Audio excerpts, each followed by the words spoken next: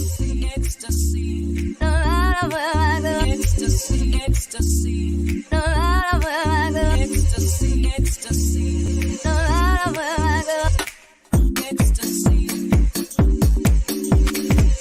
ecstasy, ecstasy, ecstasy, ecstasy, ecstasy.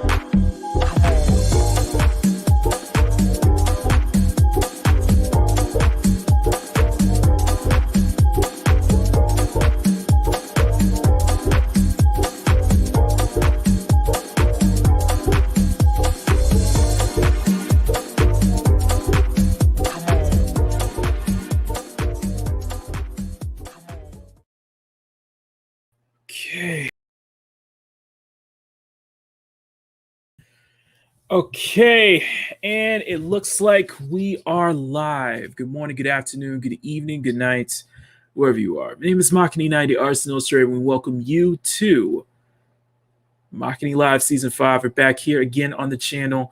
Hope you guys are having a great Sunday. Today is going to be a little very special Sunday because we're going to be joined by our special guest. And before we do that, guys, please share, stream out, step on that like button. And while we bring we have our panelists here. They'll be here later on in the stream. But for right now, I want you to introduce our special guest, the Jinja Ninja. Hello, sir. Doing? Welcome to the Makini Live channel. Yeah, I really appreciate it. It is an absolute honor, sir. I'm glad I got to run into you during one of your streams. We got Yeah, to find out now. I was like everybody had been talking about like they've been telling me, hey, you got to be on Makini Live art stream, man. You guys got to do something together. And I was like, I'd totally be up for it. And finally things came together. We're here now. It is definitely an amazing kind of thing where it's just like, the very, very indicative of just kind of like the circles and just how interconnected this, I guess you could say this fellowship or this group that we all are a part of, whether if it's like, whether if you're like, whatever you're me, I'm just like Rogue Entertainment or doing my own thing, or whether if you're CG or you're TFM or whatever side you go in, it seems that there's always just this intermingling, and there's always just been very, close. We're very closely knit. There's a lot of people. There's so much overlay going on. So you may hear, I may hear about this person from another live stream, or they hang out with this guy. It's like, I know this guy. Oh, hang out with that guy. I was like, okay, there's a lot of connection. There's a lot of connecting. Yeah. So it's always been kind of great to see that. And by the way, we have it is an artist. It is an artist spotlight stream because Jinja himself is an artist, and he does some pretty impressive stuff here. If you want to show it off just beforehand, before we get started, let me blow yours up real quick.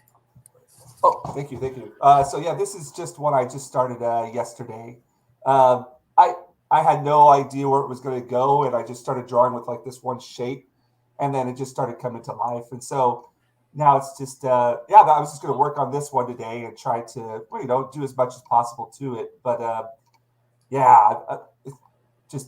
I've been going into like this blue pencil phase as of late. I have this like bad habit of going through like phases of I'll go through like one certain medium or one certain style, and I'll just do that for a while, and then I'll try something else, and I have a little bit of difficulty stopping and staying on like the same kind of touch or what have you when it comes to that's something I enjoy doing, and so this is what I'm going to work on today.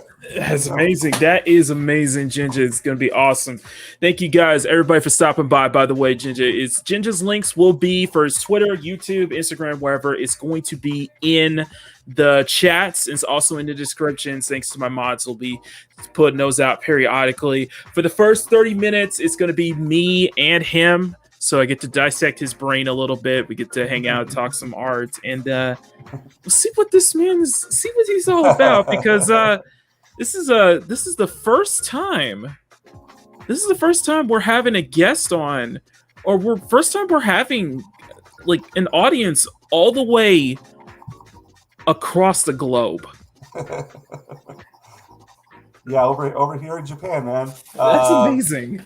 I've been here for about this will be my 20th year here, and it goes by just like that. Of course, the older you get, the faster that clock turns. But 20 years this year, and I'm down in a place called Miyazaki.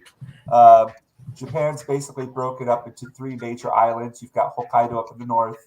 You've got Honshu, which is the big one in the middle, where Osaka and Tokyo and stuff like that are. And then I'm down in Kyushu, which basically translates as 9 islands. And I'm in Miyazaki. It's kind of like the resort area of Kyushu. And we've got palm trees, surfing, and mountains and volcanoes, and just a whole, it's just a really beautiful area of Japan. If you were to go to Tokyo and travel down to Miyazaki where I'm at, you're like, wow, it's a complete 180. Completely different feel. It's just laid back. It's a laid back place. It is absolutely. Yeah. That's awesome. Yeah. That's so awesome. I know it's coming over here from California. Like I think for the Bay Area, I think our sister city is Osaka. If I'm correct. Okay. So that's where I went, and you'll find a lot of foreigners over here. That's where I went to go study for a year when I did my exchange program back in 1998. Jesus Christ. I was 8 years old. I was in blue. I feel so young every time. I feel like I'm the youngest of like so many different groups here, It's good. It's good though, like that you're young and you're already this, active and productive It's something I really admire. I feel like I'm getting a late start on things, but you know what? Better late than to have never Better tried at late all. than never. Like Better late late than never. bloomers, like late bloomers are a thing, and I always picture myself as possibly being just kind of like a late bloomer since I'm in my early 30s. So it's kind of this. You're right on time, man. You're right on time. It's weird. Like I've always had this passion for drawing this kind of fantasy, sci-fi, comic-esque drawings. But something about going to art school and you kind of I don't know. I think everybody has like a different maybe experience in art school, but mine was I felt like I kind of went away from that. Right. So before we get into it, and we got a lot, we got a lot to talk about. So we got a lot to get into. So before we get into it, I gotta show off what I'm gonna be working on. Plus, we gotta say hi to the chat because this is gonna be great here, guys. Our panelists, my co-hosts, they are here. They're all here. It's just first 30 minutes we're doing it as like an art spotlight stream. First 30 minutes is gonna be in him. Just one-on-one, like 60 minutes interview in a way. Just really having fun getting into it, and then we'll turn it into a regular stream right after the 30-minute mark. So just hang on 1 second. All right, man. You guys went crazy. Okay, so. Oh man, I'm so happy right now. I'm all over the place. Anyway, so let me go ahead and share what's on my screen for today.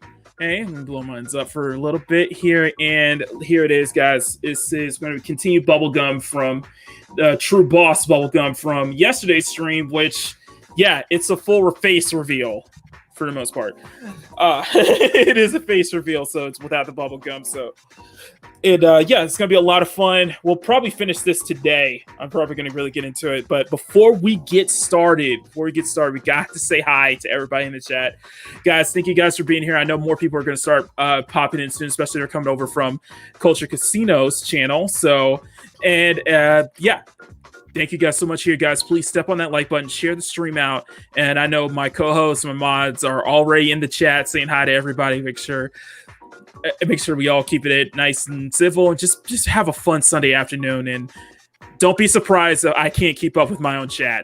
I cannot. So, all right. First up, we got Sunny and Brave Megatron, who knows that I made one boomer moment. So that's one boomer that get count, everybody. That's one boomer count because I set up the streams on Friday and forgot to set up the dates. So everybody thought it was going to be on a Saturday. So yeah, that's one for me. Of course, we got one of the main mods of Makini live in the channel, Grumpy Old Ninja Kentaro. Today, hashtag Makini Nation, hashtag CSF Nation. Welcome to Jinja Ninja. Let's gather around and show them a great time. That's what I like to hear. Of course, our other mod, M. Dashley, saying it's go time. Bruce Sabaro, Dick's Division, my other co-host. Hail, however, everybody. Of course, Dadman Walking. Howdy, all you wonderful people. Good to see you, Dadman. My other co-host, Eagle Rider, Rosetta. Good to see you, sweetheart. We'll be joining with you guys a little bit later. Roar, of course. Of course, we got the lovely Rennie A, who I haven't seen in such a long time. Good to see you, Rennie. I hope you're having your great weekend, by the way. We got Jaffo, the Dick's Division. Good to see you, Jaffo. Hope you're having a fun Sunday. Hey, same reason it's nice chat mingling. Of course, we got Parrot Head with the Boomer Kitty. Boomer Kitty's Parrot Head. That's one on the count. And basically, to tell Jinja, the rules is that if I have 3 boomer moments, I have to play a specific clip. Okay. And the thing is, it only applies to me. So y'all get to boomer it all you want to. It only applies to me. Of course, we got our other co-host, Maz Mama Bear, is going to be hanging out in the chats, talking to you guys, and just get to listen in. And they'll be joining with us as soon as well. I think that's everybody here. So hopefully more people will start popping in. But yeah, let's go ahead and get right into it. So where do we start? Or where should we start? Go ahead, man. It's all you. So you said you started out as like, I guess, where did you get the kind of the thing for drawing, or get that passion for drawing, or do you remember when you started? Yes, I know. I remember the first time that I really thought to myself, I want to be an artist. It was in the 3rd grade elementary school.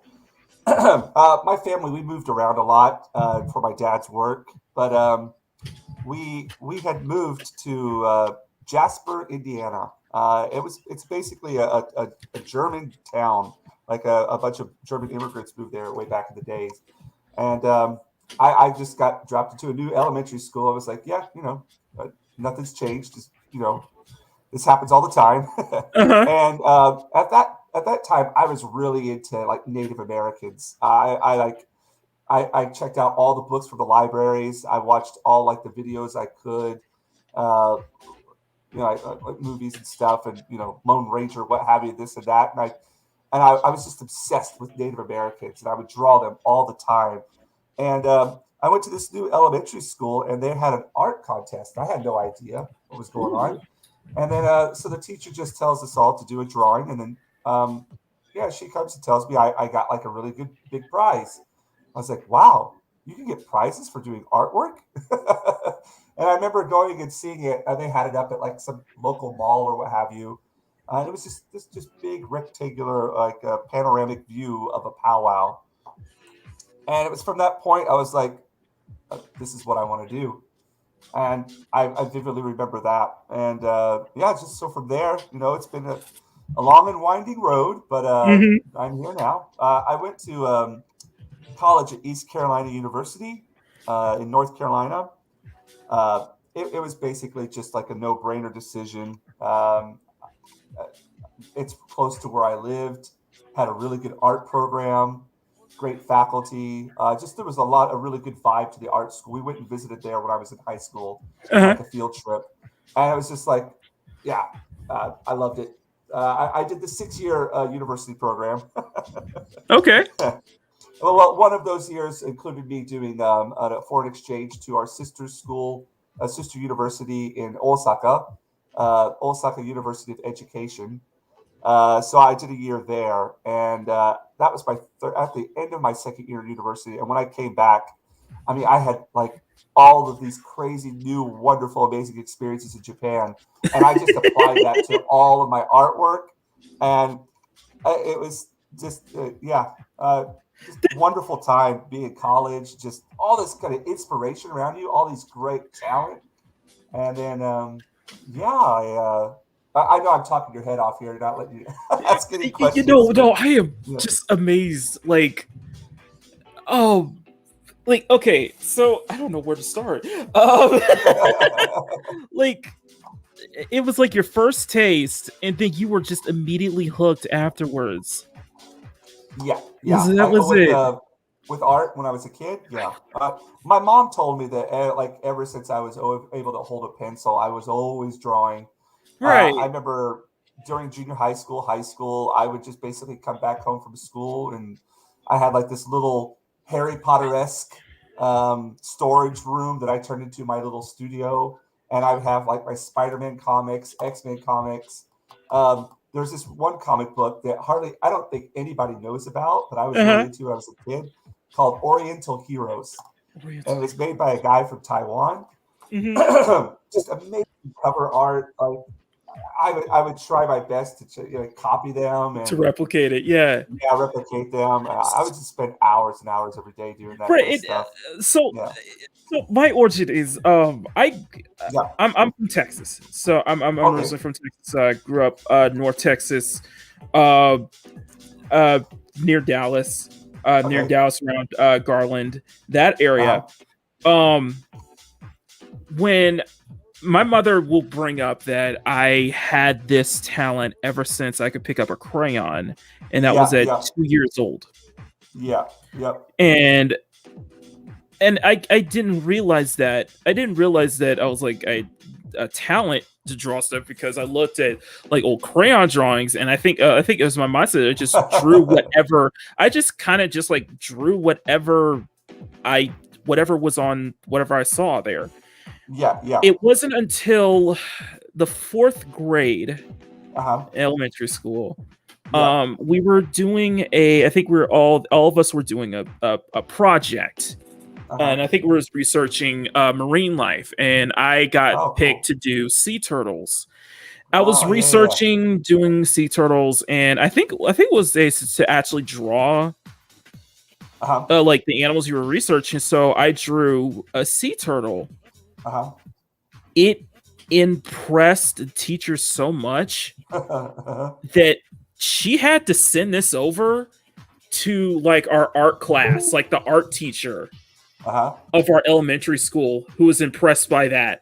And I think it was that point I didn't realize that I had this talent Right, right. to draw, because like I drew a Yeah, big sea turtle in detail, and I was like, wow. right. And I didn't realize that it was just, I had no idea. So it was just like, wow. And I was like, I just did it. I just went Yeah, and did yeah. it. And it just like, it was like, Yeah, and then I think it was just kind of like those seeds kind of started realizing that it's like, okay, I have this talent. yeah. What can I do with it? And What can I I do just with never it? Exactly. stopped. I never stopped Yeah. drawing. I was like, I Oh, never yeah, stopped. yeah. It was always been that big inspiration. Always try to surround myself with, Yes. just so much, a lot of inspirations, not just Uh-huh. like comic books and video Right. games. I was into comic books. Yep. I was big into video games. Of course, I was big into anime at the time when I was little. So Yeah. that was definitely a big influence on just kind of my drawing and just kind of what inspired me and stuff like that. Right, right. Um, I went to I doodled all the time. Went to I aced mainly every art class I had in middle and high school.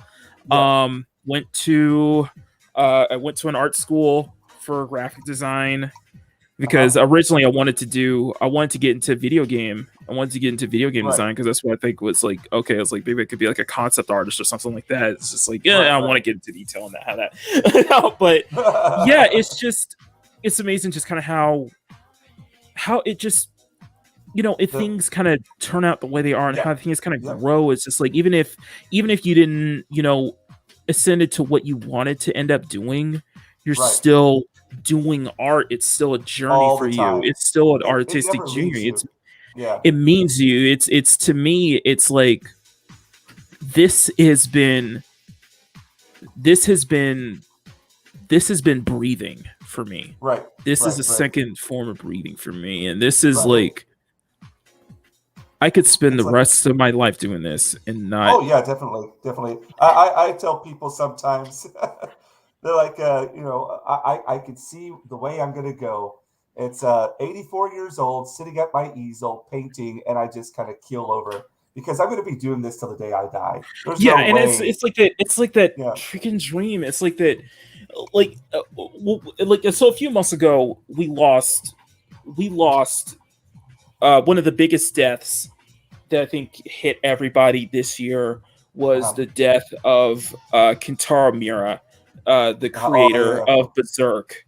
Right, right. And it made me think about his sad, think about it, as sad as it was, when you kind of break it down, he passed away with a pen in his hand.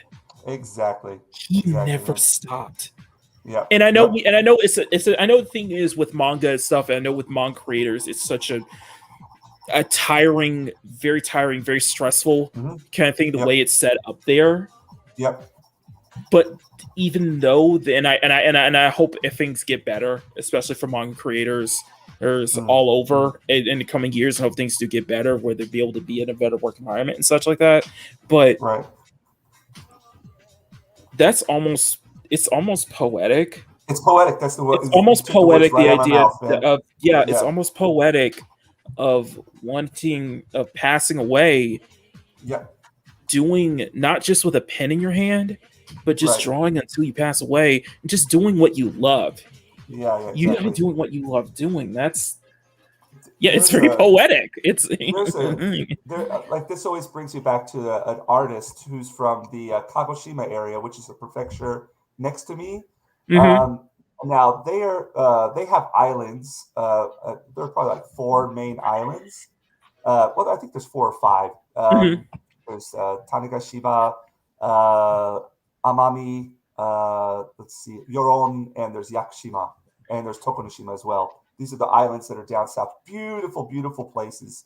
But there's an artist whose name was Isong, Mm-hmm. And this guy, like, oh my god, his paintings were amazing, like very very like almost like a graphic style, but realism to them with a lot of nature included in them, right?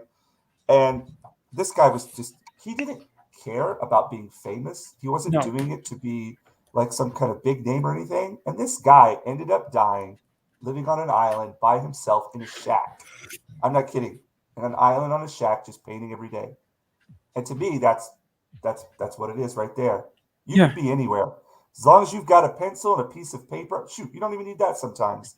You could be anywhere, and that passion will never leave you. If you really truly Exactly. love it, you really truly It's like love it. it's like it's Yeah, like it's like my artistic journey is just to just be yeah, able to be able to leave this world saying that I have been able to produce work hmm, and to be as talented as the people I saw saw at yes, the time as yeah, yeah, heroes, people I looked yep. up to, uh, such as Robert Porter Roboto, who Roboto you may know, who used to work for Udon for Street Fighter Comics, of course, and then Oh, okay, okay, Ronaldo Quintero, or Rake for short. Some people I've looked up to, some people I've right, inspired, who inspired me so much, and that for me it's just a journey, knowing that if I could leave this world, right. knowing that I've been able to produce that level of Yep, work, yep, then yep. that definitely feels like, I feel like my Yeah, life was complete. It felt like it was and complete. Even so much so that Bruce, so we did a special stream, and this was Bruce Lombardo's idea to do a drawing stream uh-huh. in the style of Frank Frazetta. Oh man, And I love Frank Bruce, I think it Frazetta. was Bruce, even told me that I could, that he sees that I could be a potential Frank Frazetta in my old age like that. Hey man, Frank Yeah. Frazetta is one of my I can't go into like, I can't tell you how much I love that guy's work. Hmm. It's just, it's so inspirational. And when I'm doing I do It's fantasy drawings and stuff as well it's too. you know It's what the funny thing is, Grumpy? ah, You know it's what the so funny good. thing is, Go for it, Grumpy? man. No, not Grumpy. I'm sorry, Jinja. Do you know what the funny thing is? What's that? You don't realize it. And for me, for the style of art I do, I did not. It didn't hit me until I did that stream. How Yeah. much Frank Rosetta, Oh man. there was an influence, how much they influenced you, Yes. despite you Yes. not even realizing they Man, influenced you. if you, and it's one thing too, like whenever you're doing your artwork, you don't realize it. But then afterwards, when people point it out, you're like, holy cow, you're right. I had no idea whatsoever. But Frank Frazetta, an icon.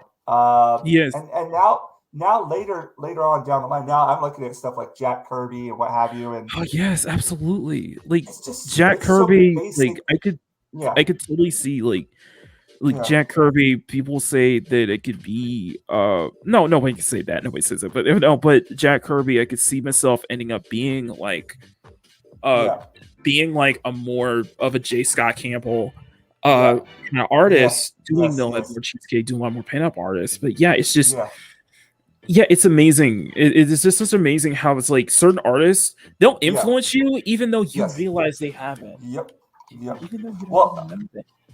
when I was in university, I was lucky enough to have a guest professor for a year. I don't know if you've ever heard the name Kent Williams. No, I do. No, I don't. No, this He's is. done covers for Sandman. He's done Wolverine. He's done Wow. all kinds of artwork. If you ever have the chance, look him up, Kent Williams. He Hmm. is like a very realistic painter, but he also uh, worked with comics as well. He actually did the graphic novel The Fountain, which was turned into the movie with Hugh Jackman. Wow. Um, Okay. yeah, he was our guest professor. I remember my illustration teacher. She called me into her office. We were just having like a little talk about my, my illustration work or what, because I majored in graphic design or communication arts with a major focus in illustration.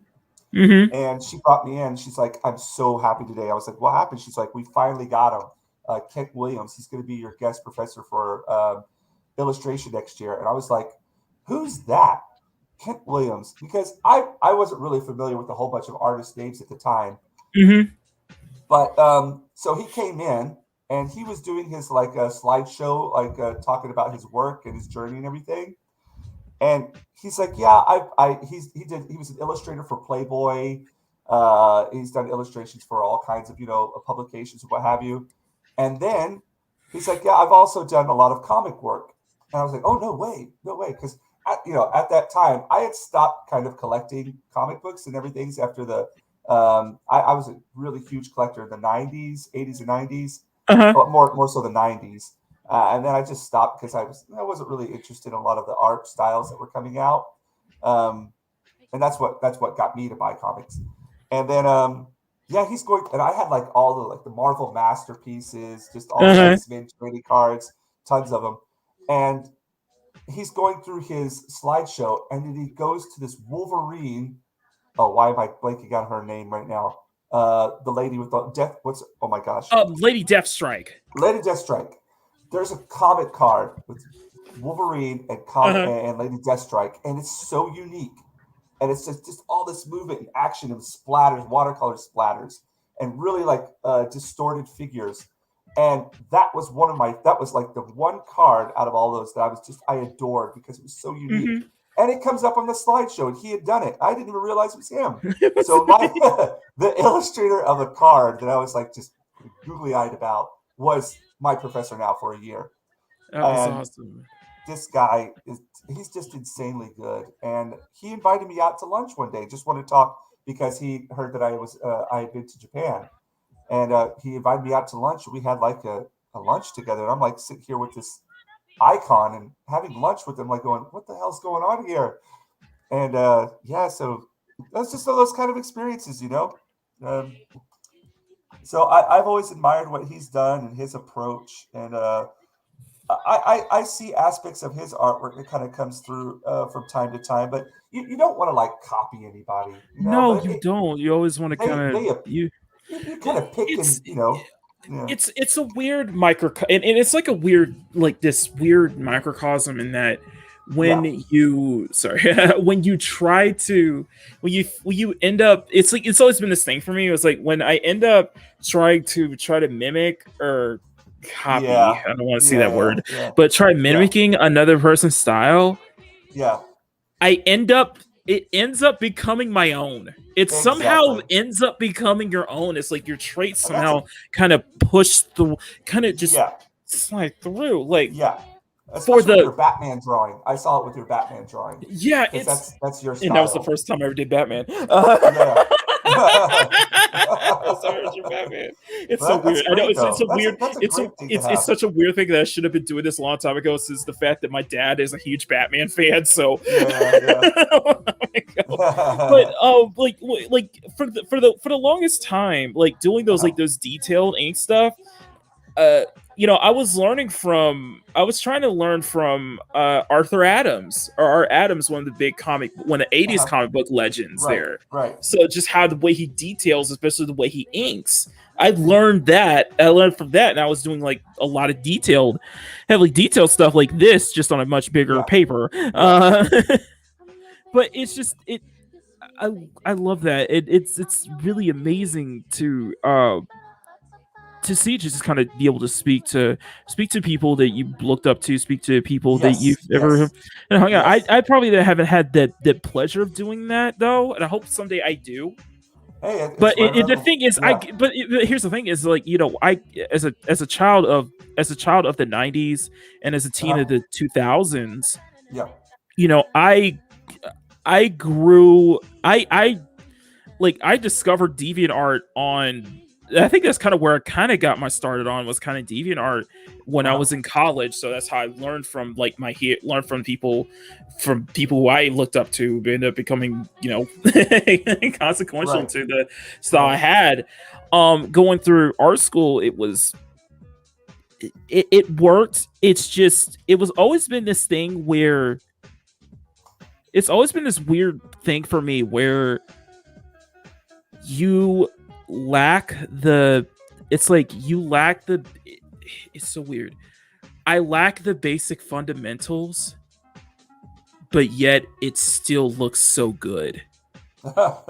It's a weird microcosm. It's like it kind of reminds me of like Johnny Cash. The uh-huh. guy wasn't trained. He just sat around strumming at his guitar, and couldn't even read the notes. Just did it, you know. But it's there. It's in you. I It's tried to learn it. It's just like I yeah, try to learn it. It gets I keep missing the it feels like I keep missing the mark in one way or another, but yet it still looks yeah, so good. It still looks it's yeah. I mean, I think like even though like you're talking about the basics, like the foundations of things, yeah, right? just like Yeah. anatomy, just like basic anatomy stuff. And Well, it took me years to get it to finally realize that like this isn't an issue for me anymore. right, right. That I'm not Yes. struggling anymore. It took me It's kind of years like to do that. language. It's kind of like language as well, picking up the Japanese language. Hmm. Because I've been here for 20 years, and there's you're at first you're just like, oh my gosh, I have to get these basics. I have to get these Yeah, it's basics so down. important because Basic grammar, basic that's what grammar. they Yeah, that's what they teach yeah, you. That's they teach you the yeah. importance to get the basics down. And then at some point you're just like, oh, I'm over that stage. But Yeah, yet the basics are always an essential. Um, you know, it's just like a basketball player. You know, you're practicing your layups, you're practicing your dribbling. exactly. I mean, it's there. And then, you know, when we're doing our drawings and stuff, like we're a sketchbook, a sketchbook. I know you probably always carry around a sketchbook, right? Always Always. like two or That three, is our sometimes two or three. those are yeah, that's our foundation right there. Those are the basics right there. You've always got that around you. It's always practicing. Practicing drawing for an artist is one of the most important foundation, like basic Exactly. things that we have to do. And you'll notice too, if you don't draw for a while, you'll go into this like rusty stage where you're like, oh man, I'm not feeling it. I got to go back and then when you continuously draw for like every day, it just yeah, you can notice that if you're not practicing drawing, if you take like a week off or whatever, People the next time you go pick up a pencil, it's going to be a challenge for a bit because people yeah, yeah, it's just yeah, people ask me. People ask me all the time, how did you do this? right, How right. did you do this? How did you You don't do even, that? What does you it don't even take? think And about it I anymore. tell him, I just tell people it's practice. Yes, practice, It's practice. But practice. it really, the most important thing is I was able to do what I did because I never stopped putting Yes, down the pen. I yeah, yeah, never yeah, stopped. yeah, I don't have yeah, a reason to. yeah. I don't have a reason to stop. Right, right, I'm exactly. always drawing. I'm always It's drawing like in one same thing another. I can't now. I would love to be able to go back. I want to be able to try to get back into doing where I'm spending like 8 hours a day, even if right, I'm at right. work drawing. Yeah, I would love this. I'm trying to get back into that mode. yeah. Well, I think that's the goal of most of people like you and I. Like that's our goal. We want to be spending the majority of our time doing this because we know the more time we spend doing it, the better we're going to get, The better it's going to and look. the better it's going to look, and then the more that we could sell it. You know what I mean? Hmm.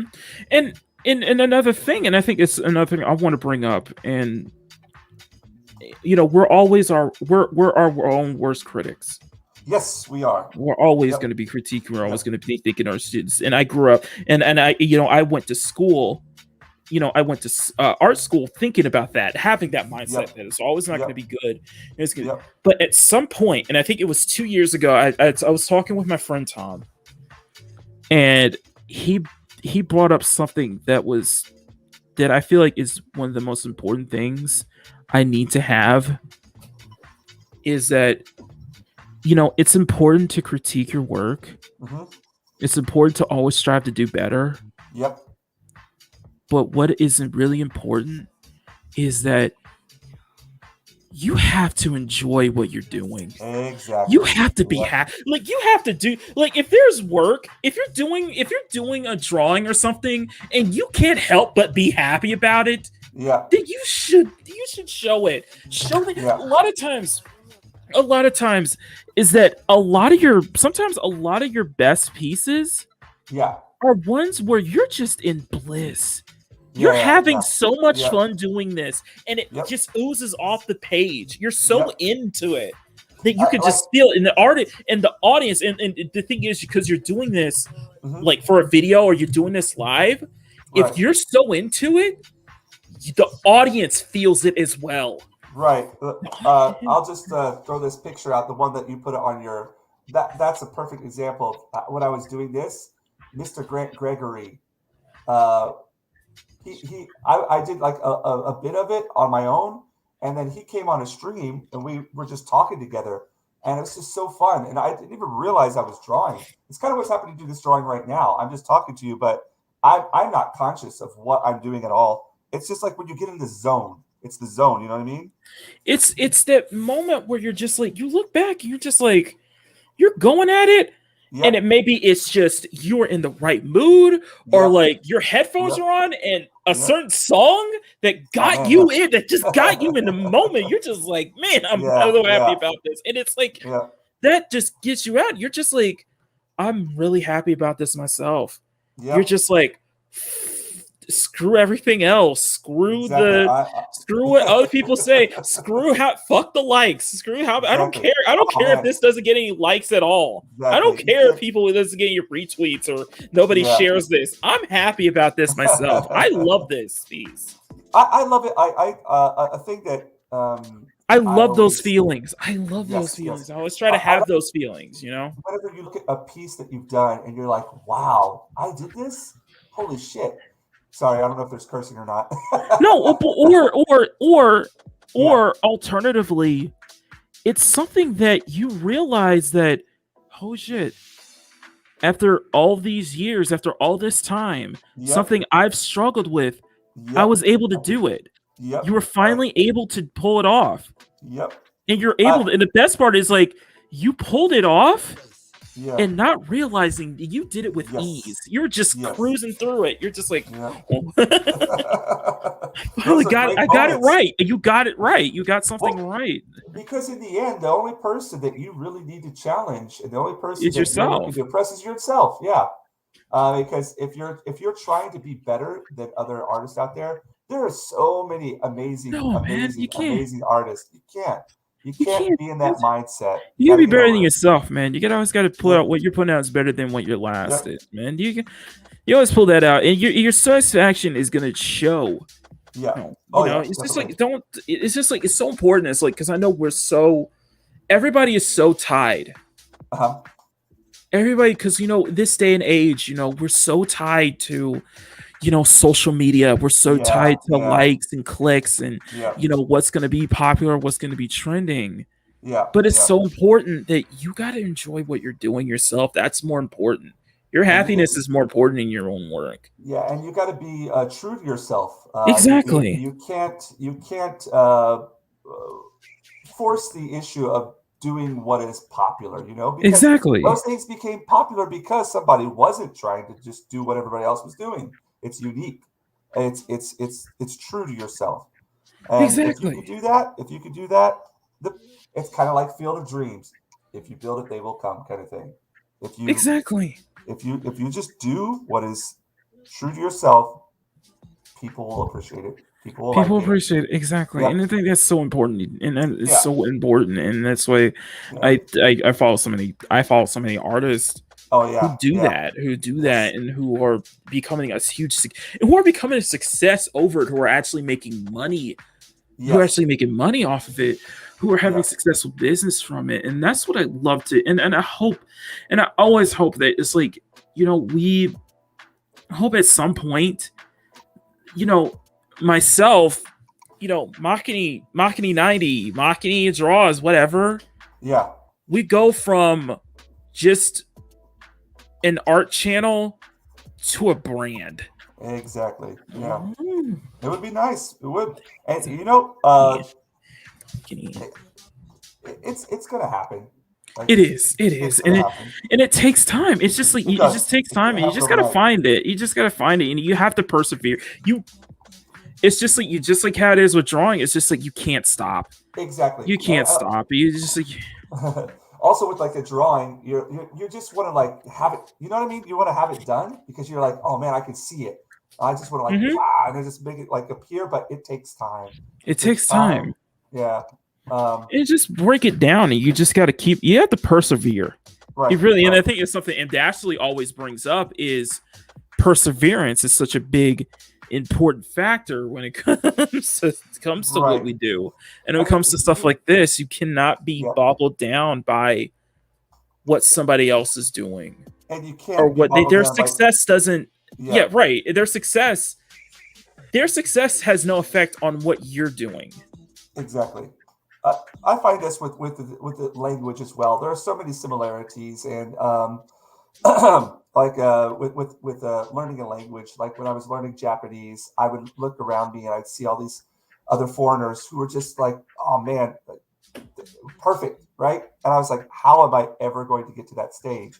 And I realized it's not overnight, It's and not I can right. critique and worry about making mistakes, but in the end, it's those mistakes that you learn from. You have to make them. And Has to happen. also, another Yeah. thing is that a lot of times you just have to step back and just break it down. Just break Yeah. it down piece by piece. Hmm. Once you started kind of figuring it, then you start to figure it out. Right. Once you kind of figure it out, break it down step by step, it's like then it starts coming together. Then you understand. It's like, okay, that's how you do it. This is how you do Right. it. Right. This is how one does this. This is how you want to get this kind of effect. You want to get this kind of look. Yeah, Right. it's just kind of it's just breaking down and just studying, Right. Right. just studying it. Yep. Yep. Oh man. Yeah, I could talk on and on and on I know about we this, could talk but on and on, are your and people on the backstage? Are they okay? I know they are having fun with the chat. They are enjoying this conversation right now, and I can tell you right now that like Rosetta, Bruce, even Dashley, they Yeah. probably have stuff they want to talk to you about as well. They Yeah. really. I think everybody's really enjoying this, guys. I'm sorry for not paying attention to the chat. It's just this Yeah, chat is blowing up. We cannot keep up. It's yeah. I think we have a lot of similarities with the journey that we've gone through to be here, and we can relate with each other on that. And yeah, I think everybody in our situation has gone through different kinds of journeys, but just don't give up. exactly. Just don't Exactly. give up. Keep on pushing yourself, and then you'll get Exactly. It's somewhere like it's with like it. with my thing here is that I started out as just a fan. I was just a fan of these different Yep. channels, and then if it wasn't for it, the unfortunate aspect is that I built a name for myself on YouTube, Uh-huh. and it was only because of the lockdowns. Because of having to be That's the stuck at same home. exact reason that I am doing this right now. Because we had what was it, last May? Was it last May? I own an English and art school here. I own my own business. Yeah. And so to help with the efforts to Mm-hmm. flatten the curve, Flatten the curve. Yeah. I closed down my school for a month. And I decided during that month I was going to use that time productively. So I switched Exactly. up. I have a workshop. I do woodworking as well, and I switched up my workshop, switched up my English classrooms, and then I went on. And that's when Geeks and Gamers opened up their Mm-hmm. website, right? Started up their website, and I just went on there and was talking to people. And this one guy was looking for. I don't know if he's in the chat or not. He's from California. He was looking for an artist. He's like, I've got this idea for a comic book. I'm looking for an artist. Hit me up. And without even thinking, without even batting an eye, I just sent him a mail and said, hey, man, I've always wanted to do comic book work. Here's my website. Here's some example of my work. Have a look and tell me what you think. And he immediately got back to me. He's like, dude, I love what you're doing. Send me like a page of two superheroes fighting, and we'll work from there. I took a couple days. I hadn't done this for forever. It's like I'm going back to these comic book drawing days, and I just came up with two characters fighting it out, duking it out, and sent it to him. He's like, "Let's do it. Let's work." And so we're in the process right now of working on a comic book together. And there's another guy as well I'm working with, and it was all through, just the whole Rona. Do the whole lockdown. Well, we didn't do lockdown here, but just close down business so people could just for safe. I don't know, just trying to be safe or help out with Yeah. the cause. I don't know. Right. But then because of that, I started. I hopped on Twitter as well, and started seeing more people out there in the fellowship. Uh, and yeah, so I guess maybe some people you see took it like they just accepted free money and sat on their ass and didn't do anything. You know what I mean? And then there were people like us who are like, we're going to take this time. We're going to use something. We're going to make Well, something up. well, You know what I mean? well. Okay, to be fair on my part, I did it. I didn't sit on my ass, but I did accept the free money though. Well, no, we did too because the government was giving out money Yeah. for people who have their businesses. No, no, Mhm. no. I'm saying we all got like I think the majority of us got money, but some people are just like, oh yeah, I got it, but I'm not going to do anything. I'm just going to sit on my ass and not just have this free time to sit around and watch TV. That's all. Or there's people like us who are like, okay, we've got this time now. What are we going to do with it? And you made a move, and I made a move, and that's just because the fire that's in us. You know what I mean? You got that fire, the flame doesn't turn off. But maybe I'm just Speaking of fire, I had to blow you up because damn, that looks awesome. yeah. I don't know what this creature is here, but I just made this like I don't know. I don't think about it. If the one reason I think I'm able to work quickly is I don't double guess myself. I don't like, oh, should I do this? No, I don't even do it. I just do it. I don't even think about it. I just do it.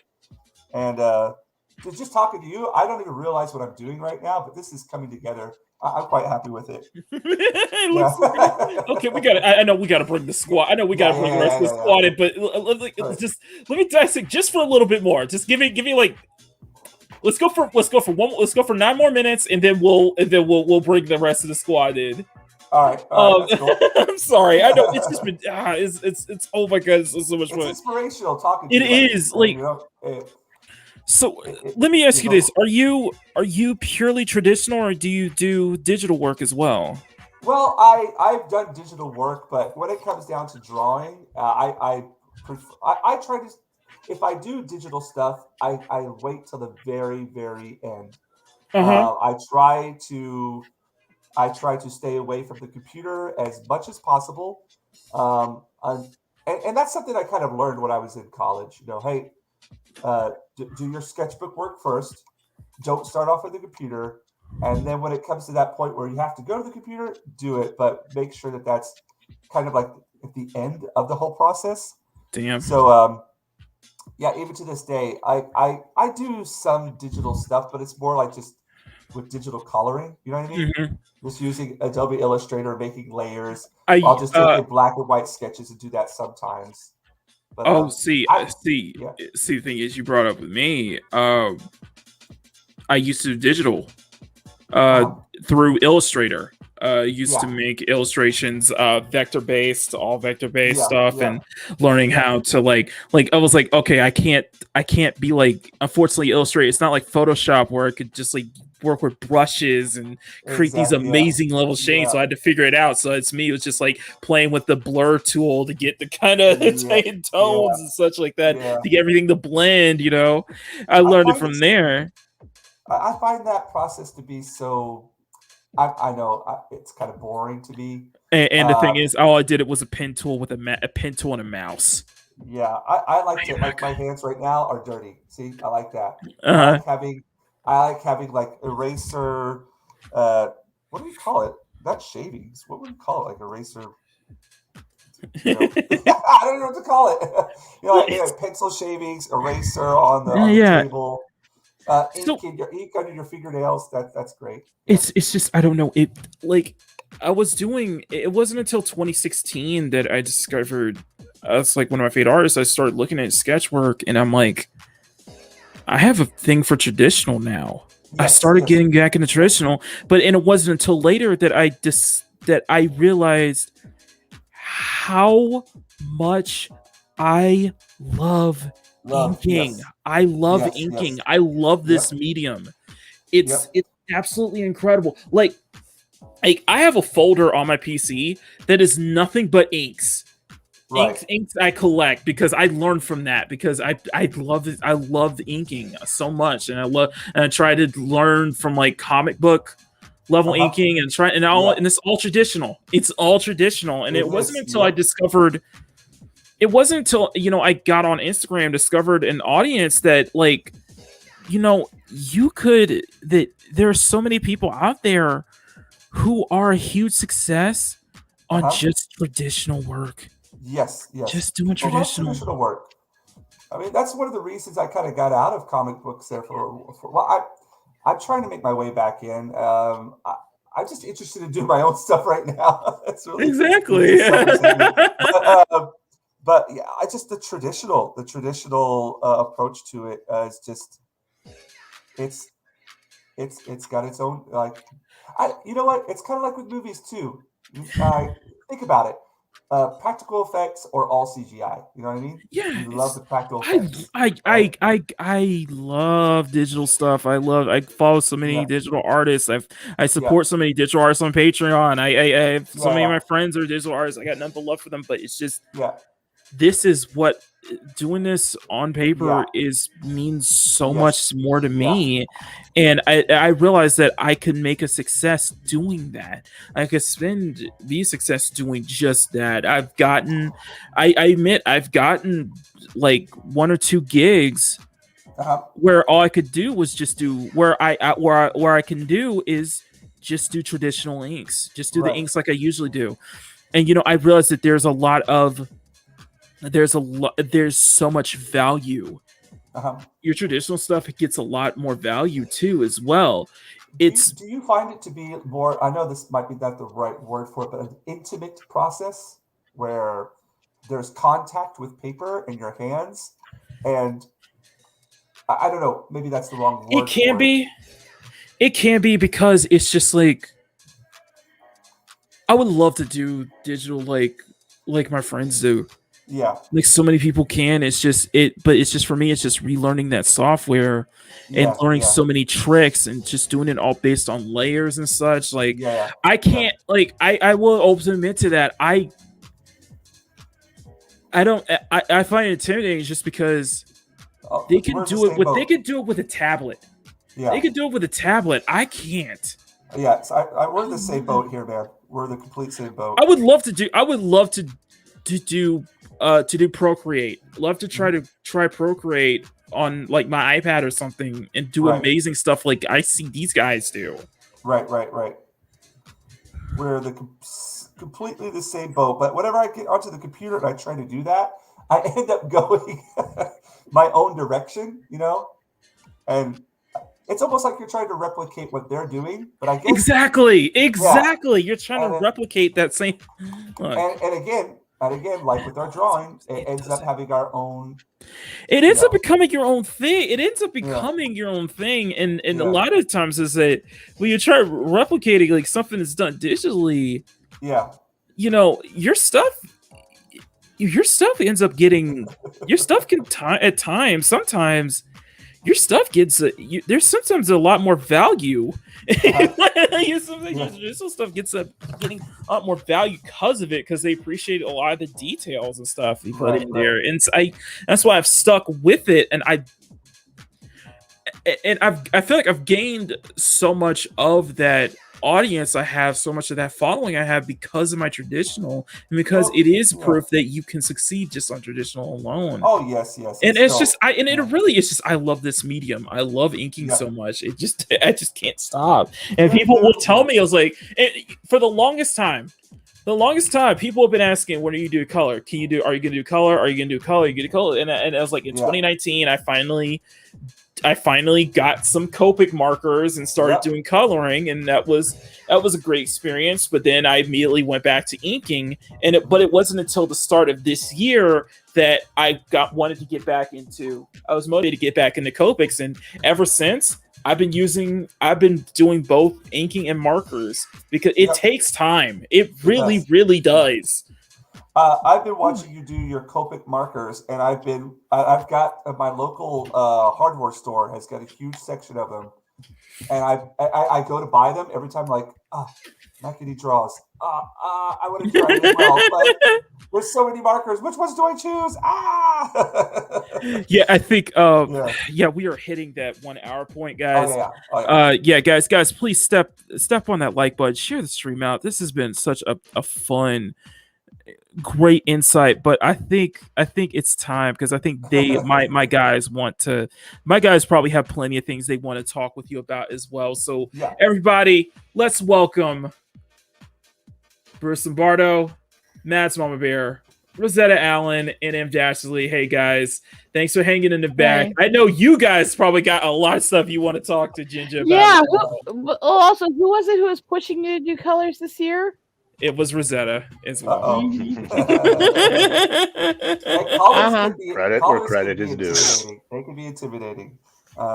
We women are good at being pushy. I mean, Say that again. I'm just saying that. No, I mean, I get completely when you talk about the passion, the drive, and liking the feel by the hands. I don't care what it is, whether it's me sitting here doing little diamond art projects and grid art and stuff, or it's sitting there doing shades and detailing and all this other stuff.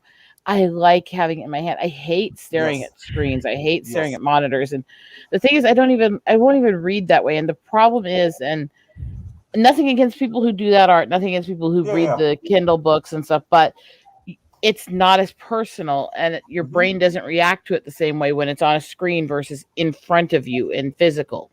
Yep.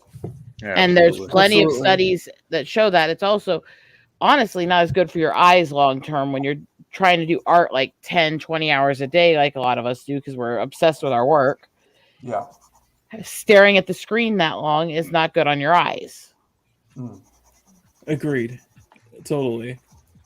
Man, it's just this has been a great stream. This is going to be a very weird project. It's such a. I mean, Bruce, Dashley, Mads, anything you guys want to ask him, or anything you guys want to? I gotta say, I am desperately jealous of your life in Japan. You have no idea. Yeah, I was listening to your description of life just living over in the Oriental country, and I'm thinking, man, this is like every service member I know's wet dream. No kidding. Well, it's kind of mine. It's kind of like mine, but it's kind of like my bucket list. It's like put it all the way out there, Jinja. Seriously, I will be your personal bodyguard. Combat proven. I can cook. I can clean. I'll guard your household. You name it, I'm there. You do Samwise.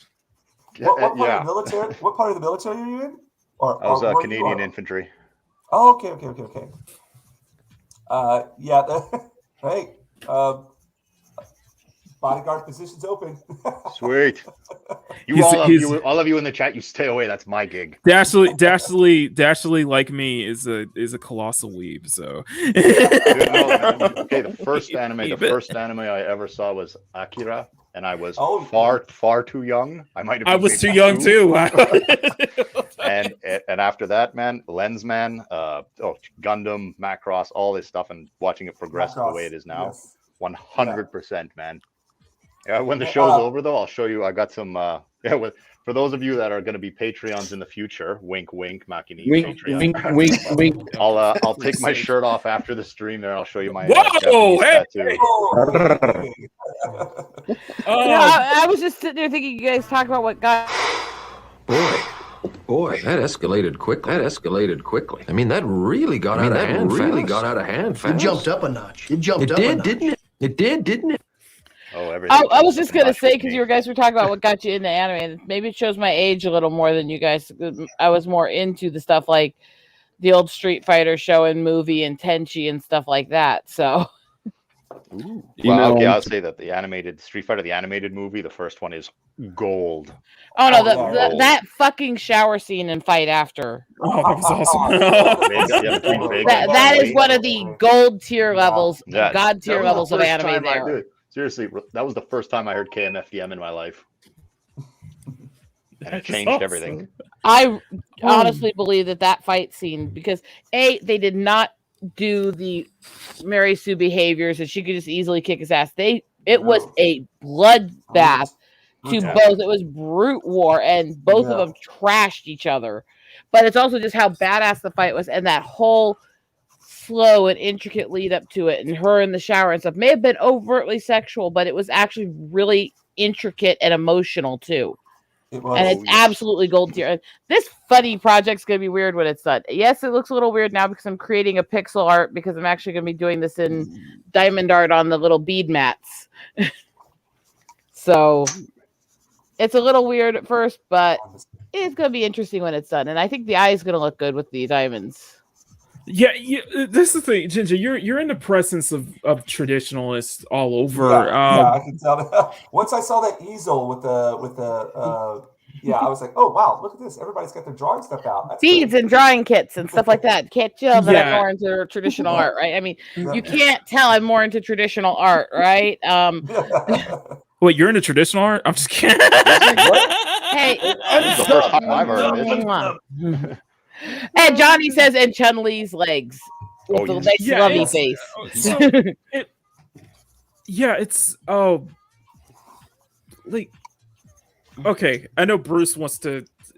I know Bruce wants to dip your brain into the whole, because Bruce was the one who suggested the idea of me doing a Frank Frazetta inspired drawstring.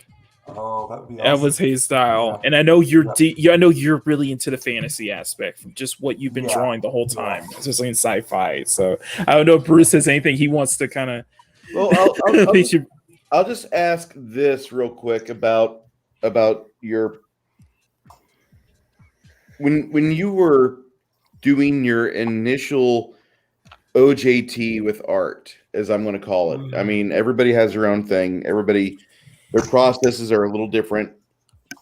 Some will go to school to get honed. But when you were spending time absorbing other people's work, what was the majority of what you found yourself staring into? Is this for Makini or for you, Mr. Jinja Ninja? Oh, okay. So when I got to university, before that, when I was in high school, I took satellite classes for marine science, and I found out from the librarian, because I was always in the library. I was reading books like Shogun and all of the James Fenimore Cooper, Last of the Mohicans, and stuff like that. I loved Howard Pyle. He did the illustrations for like Last of the Mohicans and Robin Hood and King Arthur and Treasure Island and stuff like that. Yeah. Also, what was his face? Jeez. I forget. I'll remember his name later. But they had a satellite course for Japanese. And my girlfriend at the time, her mother was from Okinawa, and I wanted to speak to her in Japanese. So I got them to record the Japanese classes from satellite, and I would take them back home and study by myself. And that led me to discovering ukiyo-e, which is Japanese woodblock print. And when I was in university, I spent hours upon hours upon hours going through every single book I could find in the library on ukiyo-e prints. And I fell in love with that. That was a huge, I don't know if this is answering your question or not, but when I was in university, that was one of my biggest influences, was just looking at all of the ukiyo-e prints, Utamaro Hokusai and Hiroshige Sharaku. That actually answers my question very well. Okay. Now, when you early adulthood, were you finding yourself that you would be going into the comic shops a lot near you? Were you spending a lot of time delving into that, or were you? Go ahead. Oh, okay. Well, so where I lived, we didn't really have any comic shops. I grew up in a very small town in Indiana, and also I grew up in I basically grew up in two places: a small town in Indiana and on the east coast of North Carolina. Now, in Indiana, we didn't have a comic book shop, but we had the rack at the local supermarket, and I would go in there, and I would just every day I would go in there to try to find the new comics, see what they had next, and that's in Indiana, I would religiously go there every day to see what they had. And in North Carolina, we had, I think, one comic book store. It was more like what was it? It was like what was it called? Like the Christian, I can't remember the name of it. It was like a bookstore, but it had like a comic section in it. And I would go there all the time and try to find new stuff. And I think that was during the 90s through junior high school and high school where I really got influenced by comic books big time. And just went through all of the X-Men, all of the X series, Daredevil, Punisher. Didn't really hit the DC stuff too much, other than like some Batman and Catwoman things. But I don't know if that answers your question or not. It's starting to go on here. And I have one last question. After that, I'll turn it over to the rest of the panel. And I'm not trying to interrogate, but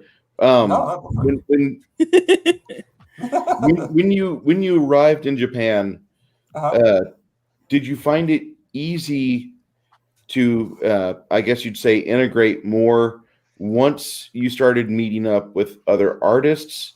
Or did you find it that people were, because you're an outsider, people were trying to kind of curtail you from getting into that? Was your experience friendly, or was it hostile? And I hate to ask that question, but I have a lot of friends that have been in Japan, and they will run the gamut of stories from what they've said. Okay. Well, my experience when I first got here to Japan, I was here as an exchange student, and I was taking art classes, but because of the language barrier, I wasn't able to participate in them as much as I wanted to. I mean, I was taking like drawing classes, painting. What? Yeah. Well, it was a graphic design class and a pottery class. So, and I just couldn't communicate. So it was difficult to really integrate with the Japanese people on that level. However, we were placed in a foreign student dormitory. So in our dorm, it was all foreign students, the majority from China, and some from like a good percentage from Korea as well. But I was fortunate enough at that time to have a guy in there. I haven't spoken to him forever. Chris Nolte. He was from Argentina, but also he's from Canada, but he also grew up in Argentina.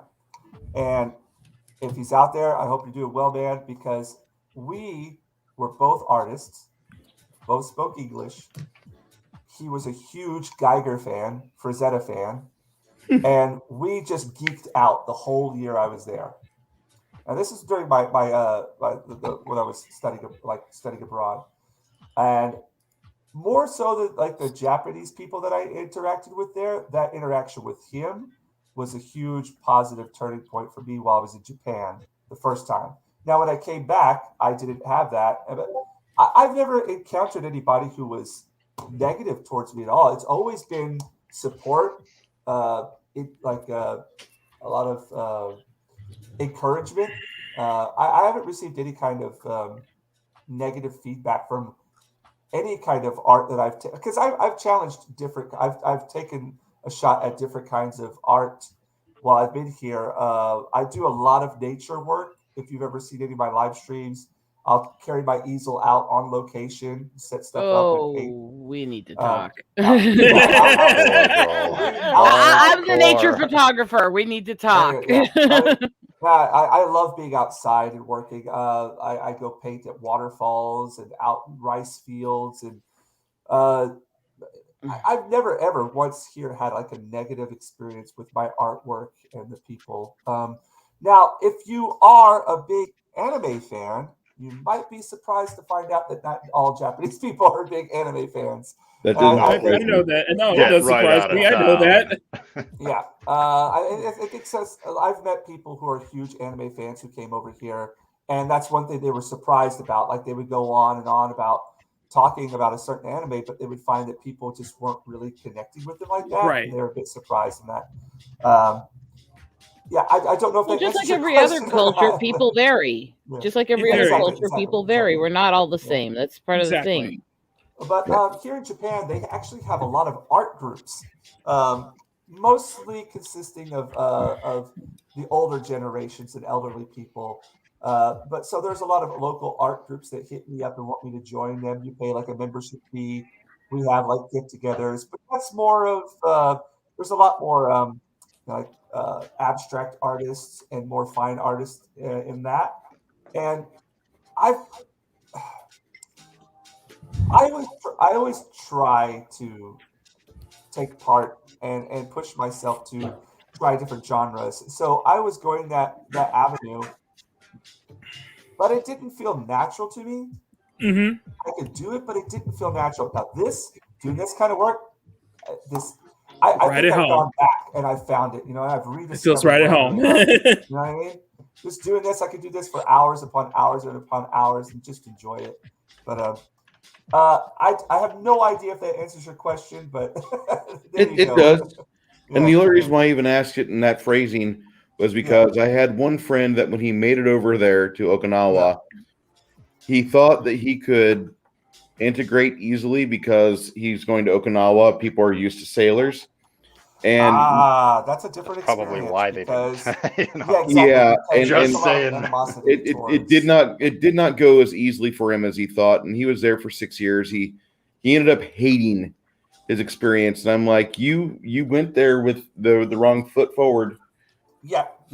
And art, I mean, art is like music. Well, I art is music, or music is art, but it's easier to break that boundary and extend the hand of friendship when you have something that can convey through just a language barrier. That is something I have seen, is that different art forms, different language forms, the creativity, writing, painting, drawing, stuff like that, transcends cultures more. Even when you're writing and you're talking about completely contrary experiences and styles, people who are artistic in whatever culture and personality they have will gravitate towards other people who are artistic because there's a common bond, and it does break through the barriers. Right. I see where you're coming with your question more now. When I did arrive in Japan my first time, I always have my sketchbook on me, and my drawing is sitting down and drawing. Having your sketchbook out has resulted in a ton of great encounters and friendships here for me. So yes, it is one way of overcoming that language barrier and culture barrier. I'm sorry to hear about your friend's experience, but Okinawa is a very that is a unique situation there, especially with the military, because there is a lot of animosity towards, and a lot of it's caused by media and stuff. But Drunken sailors cause more problems than they fix. All I'm gonna say. Yeah, it's a different situation there than it is up here on the mainland. But yeah, I would tell your friend if he ever gets a chance, try mainland. It's definitely a different world than Okinawa. Okinawa is a very unique place. Not only is it was a melting pot for many Asian cultures way back when. From Taiwan, from China, from Korea. Okinawa is a melting pot. So it's got its own unique culture as well. And yeah. I would, if your friend ever gets a chance, tell them to come on up to Kyushu. It's a great place. Yeah, absolutely. Thank you, guys. Please share the stream out. Step on that like button. This has been a great stream. And one person we haven't heard from is Mads. Mads, do you have anything you want to ask, or is there anything you're? I have been listening and absolutely fascinated by this. I've always loved Japan, so just the whole culture of it is alone is just fascinating to me. But I have to admit, I've been so knee deep in this project. I have not become any questions. It's so cool just seeing everybody out here just drawing and painting and doing stuff right now. It's this is really nice. This is really cool. You know what this is? This is probably the closest that I'm ever going to get back to that studio environment in college. where you had people around you drawing and working. Right. You know what I mean? I think that's something that we all need and that we're all looking for. And this is a great opportunity to have that, to see what other people are doing, feeding off of each other. It's great. Right. It's a kind of it's an interesting thing because it's just like I feel like I became more connected with this group and with it just being on YouTube and just kind of like all these online groups there than I ever was with like a drawing group in college. It feels like this has become, my official art group here. Right. It's such a weird thing. I don't know if it's probably was the same for you, but it definitely get that. I definitely see where you're coming from. It's just like that. Yeah. Well, like with college, we had like our, the studio where all the illustrators were together. We had our own desk and our own area. Right. And during that time, there was a lot of, great interaction and people asking questions about their work and critiquing, putting our work up on the wall, pinning it up there and just talking to each other about it. And then you get out of that and you're the great thing about this is now that small studio space that you only had at your university has extended to the whole world. Right. You know what I mean? Right. And a lot of it was just like building up the confidence to do this on camera and to do this live because most artists we're not as like I guess it might be different for some, but I guess from my experience, most artists aren't as like show offy or willing to do stuff from like a live audience. Yeah, it takes a lot to do this because it takes a lot. Yeah, because artists. I don't know about all you guys, but it's a balance of humility, being humble, exactly, but yet showing yourself off at the same. Oh, I am so sorry. I am so sorry. How many? Which moment was that? Was that number 2? I just can't. I am so sorry. That was on me. Was that number 2? That was me. No. That's just gonna go straight to 3 on that one because I messed that one up.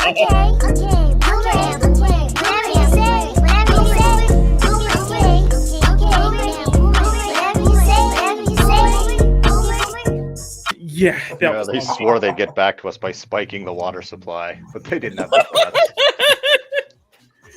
Sorry about that. I was trying to blow you. I was trying to put you in front. I accidentally hit the wrong button. Happens to the best of us. It happens. Sorry about that. But man, if I was doing all the stuff you are right now, everybody would be like upside down. Inverse color, people getting kicked off left and right. and that's true. And Greg, Stunning and Brave Megatron has a good point. Is like your social skills do take a toll on you if you decide if you dedicate yourself to your craft.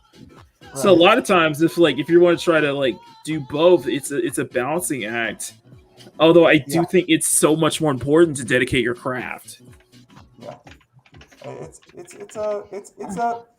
it can be very intimidating too to put your stuff out there. You know what I mean? Mm-hmm. And especially with all of the great work that's going on. Like I see EVS doing stuff, and I'm like, I can't put my shit up there. Well, it's just like for me, it's like I'm naturally a show off. Right. So this is like, I'm willing to admit that now. It took me like 20 years. It took me like 20 years to admit that. Oh, we're gonna get to that. I'm not. It's been really contrary for me to learn to do this. For everybody in the chat. There you go. We are trying to convince Makini to get a Patreon started so that he can have followers. Okay. I don't want. This is the chat of goodness. I want to see a P in that chat if you think Makini should get a Patreon started. Fill that chat out with good P-ness, I guess. But no, Mock, it's kind of interesting you say that because I've always been the opposite. Phrasing. Excuse me? I've always been the opposite. It took forever for me to be able to share or show anything to anyone because I don't have that. I don't like showing off. I don't like being in front of people. I never have. So this has been really hard for me to get used to doing this and do it, you know? Oh, see that, Makini? You got to give them what they want, Rocky. Oh, of course. You got to get in there. Of course, Jinja's on the freaking panel here. And you gonna be mistaken. Yeah, of course you would. I feel so bad. I feel so bad because I've just been drawing and talking to you guys so much. I haven't been paying it. I apologize to all of you out there in the chat. I haven't been paying attention my eye like. Dude, And- you are a guest. Ninja, I don't okay? mean You to are the rag on guest. you, but You that's don't need sort to of the pay point of this attention to the whole crowd. show. You don't need to pay attention, okay? You don't need to pay I attention know. to the chat. Don't That's feel, yeah. yes, I okay? feel like I should be though, because when I'm doing my own, Makini when I'm doing my OnlyFans, own yeah. stream, I've got like my left eye kind of like looking out for little movements within the chat, like the chat. So I'll react to it. But now I'm talking with you guys and doing this. And Well, things, I think I've reached my limit. and this is a good thing you brought that up, because when I started doing these draw streams and having and I always realized that's kind of the benefit of why I have co-host on these Sunday streams, is so that I'm not so distracted in paying attention to the chat that I'm not able to get anything done, because that's why I have my co-hosts here. They're always talking to the chat. They're always looking at the chat, and they're always letting me know, so that I can at least have time to focus on. So we're here to do your bitch work? No, we're here to keep him from getting distracted. Then half of the things me and you say to him are failing that. I mean, No, I just tune it out. No, I just tune it out. No, they volunteer, guys. These guys want to be a part of this, so. Makini, as I said, man, we got to get you getting on a Patreon. You don't have to wait for YouTube to get you monetized in order to start making even a few dollars off of this, man, and it'll get you way more coverage. Yes. There's so much. Okay. I don't know. Grumpy can. You're gonna lose this argument, Mock. I am going to lose this argument big time, and I don't thing, think Jinja's gonna. I don't think Jinja's gonna help me out. You gotta jump. I challenge you then. There you go. See that, man? You gotta check your three safety lines and jump out of the damn plane. It's a commitment. I'm gonna try for it first then. So let's see who can go for. It's a commitment. I say this because it's a commitment, because I'm going to be doing so much more work, and I'm somebody, and it's just it's just in my naturally for me. I'm somebody who wants to be able to make the promises. Yeah. To say he's going to do stuff like that, you know what I mean? Because it requires me to do so much more work, and it requires me to feel like I have. What is there that I can give exclusively to my Patreons that I can't give to the public, that can't give you guys? If nothing else, you can give the Patreon group a sneak peek or a very detailed look of the streams that you would later be putting live on YouTube, and you would be narrating. Exactly. See, man, it's like, dude, okay, when you get these, there's Patreons I support. The guy puts out artwork and updates maybe twice a month. And I still send the guy like $10 because his art is amazing. Okay, it's an extra step. Okay, if you've got people that'll buy the magnets, the stickers, the posters, everything. That you're right. I know you're right. Grumpy is right too. He said it here. You do not compete against other artists. It's like I said it. Exactly. You're right. I know that. It's just I'm learning. I'm trying to learn from them though, because I follow. Aside from Fandom Collective, everybody else I follow on Patreon are straight up artists. Yes, and you are one of them. You're just starting, so I'm completely oblivious to like all of this. Could you kind of explain it to me? Because I'm very new at all this, like being on camera, doing the whole YouTube live stream. I don't know. Jack, I'm right there with you, Jinja. It's new for me as well. Yeah. Basically, what he's kind of describing is setting up a Patreon where I can do where it's kind of like a subscription service, and for people who do pay a month, they get exclusive content from me, or where it be content that is ahead of schedule, or content that is ahead of schedule. Like that could be a place where I can be open and doing, more not safe for work. Right. Do more nude stuff, not safe for work stuff for the audience. I can put up polls to have my patrons pick out what drawings of the day is. I can follow the lead of someone like Cassa or Dan and Fuga, who they do a monthly set of art at the end of each month they put out a whole set of art for that month. You're just paying for the whole month of stuff like that. You could do an entire live stream dedicated to the third Saturday of the month just for those subscribers. Yeah, I could do a live stream just for the audience. I could do a draw stuff. I can even do like special for certain tiers. For certain tiers, they can do commissions come through there. For certain tiers, that I can actually do sketch requests just for them. Portraits and stuff like that. Yeah. Bada bing. Oh, bada bing. It's just it's a lot more work. It's a lot more work, and it's a lot more. The way I see it, like wanting to do a comic, it's a lot of commitment to it.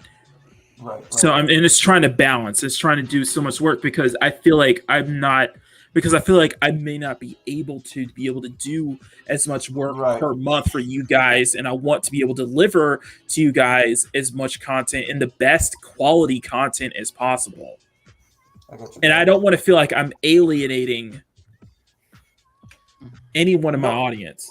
Yeah, you don't want to half-ass extra $600 a month. No. And I know there's people I follow on Patreon. There's people who they have become full-time illustrators. Like they have made this a living off of just Patreon because of how successful they become. People like Sakimi-chan, people like Mirai Hikari Art, who have hundreds upon thousands of Patreons who this has become they have become full-time illustrators. One of the people I follow, Matt Gunn or MR Gunn Art, is an incredible artist on Instagram and on Twitter. He started a Patreon a few months ago, and he's working his way to wanting to be able to do illustrations full-time.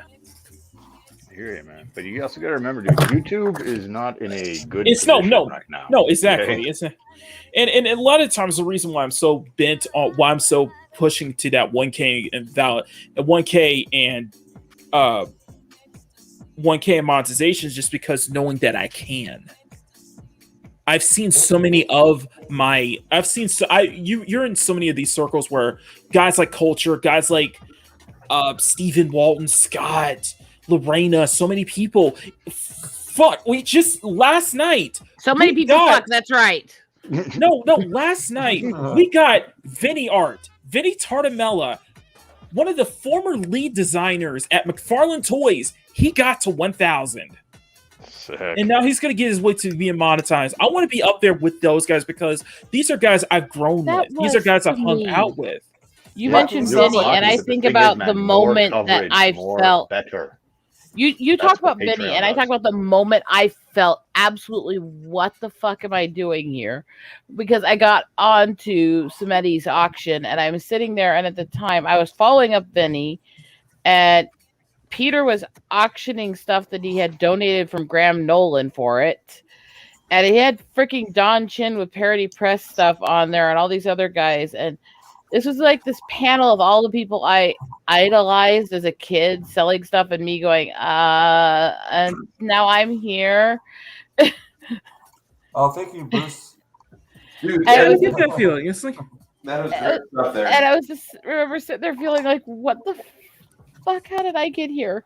It's amazing, and it is amazing, and I've had those feelings too. I've had those feelings of people who I started following. I follow on Instagram who I found to be excellent, amazing content creators. I started backing their Patreon and such, and the support was so much that they started taking notice of what I did and started following me back because of it. You know, and there was always those feelings, and so but you don't do it for notoriety. You do it for you. You look to them as you don't. I'm at this point in my life where I'm stopping with the idolization and looking up to people. I'm done with that. I want to stop that. Make your own footprint, dude. Your own footprint.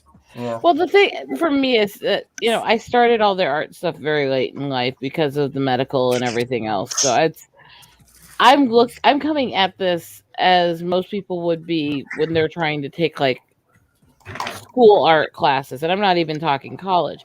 I've never had lessons. I've only been drawing and doing art, this kind of art, a couple of years. Yeah, I've done ceramics and stuff, but even that stuff, I started that as an adult, you know? And so It's that's the great flustered thing because I'm so not used to this But at the all. thing is, and I'm exact same way, and I completely understand, Rosetta. I'm completely with you on that. I'm not saying it's not bad. It's just, for me, I feel like I probably need to grow out of that and understand that how much your own self-worth is important to you than anything else. You know, your self-worth. I have to say thank you to Grumpy and Parrot Head because they are really good at making me feel wanted and good. Oh, you are very good, Rosetta. Yeah, absolutely. I was going through your mouse pads for about 2 hours this week, looking for something. Parrot Head. I gotta address this card. It's hard for me to choose whose art on the panel I like best. Parrot Head. There's only one answer. All of the above. That's what I'm saying. Everyone. Hey, Mark, you wanna throw it over to me real quick? Yes, sir. And I think it's time. And I see a familiar face that I'm seeing here. Is that Pirate Queen? I just unboxed this, and she gave me a couple cards. And yeah, Bruce, you may want to cover that up. I saw a little. Well, we had but this Pirate Queen looks absolutely gorgeous.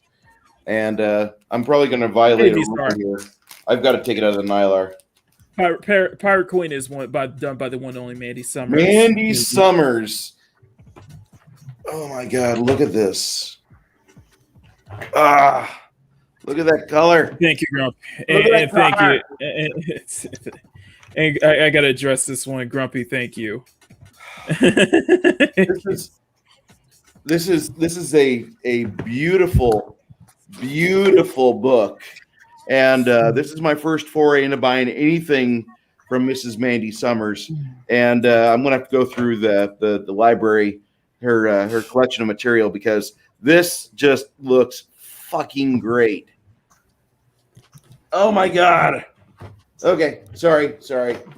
And bombshell in the back. Giggity. Anyway. Okay, I think I'm gonna have to go. I've got a migraine from hell with this weather. Oh no. Okay, was that But if you guys want to kind of see how I'm doing on designing that, this will eventually be a beaded art, but that looks you can actually see I'm coming up with the colors and shaping on it. Okay, can you guys tell that a lot of Ivy was based on me when I wrote her? Yes. Yeah.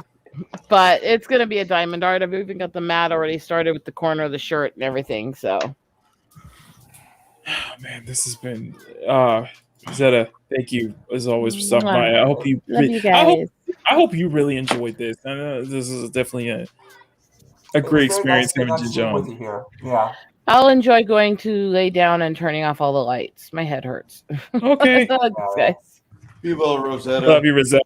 Take care. Heal Thank you, guys. Thank you so much, Rosetta. Thank you so much. We are at the hour and a half mark now.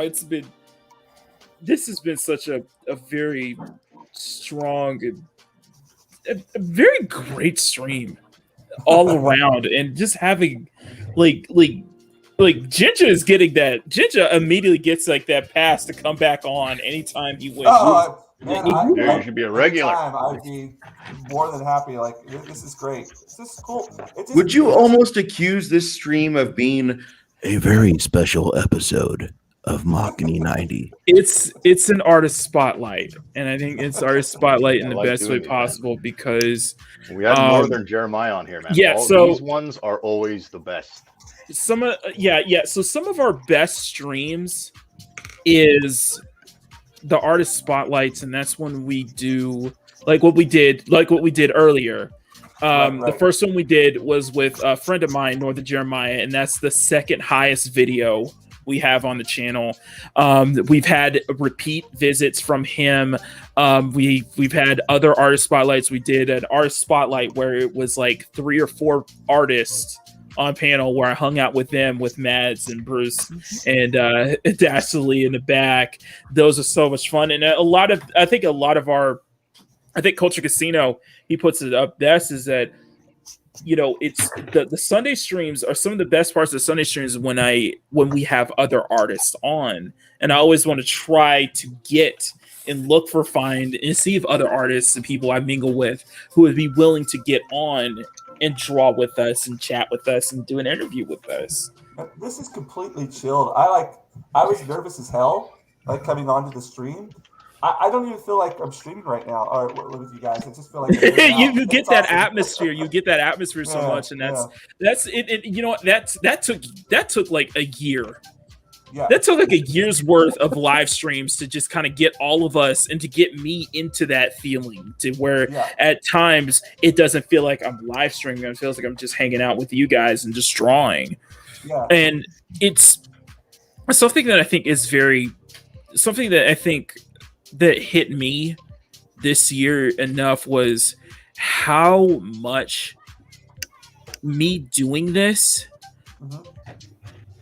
has not only it garnered me a following, it garnered me, I built a name from this, but one of the most important things, and I think the success, and I think it really shows the success of my channel, what we've been doing, is that I've done it so much so that I've gotten other people back into art.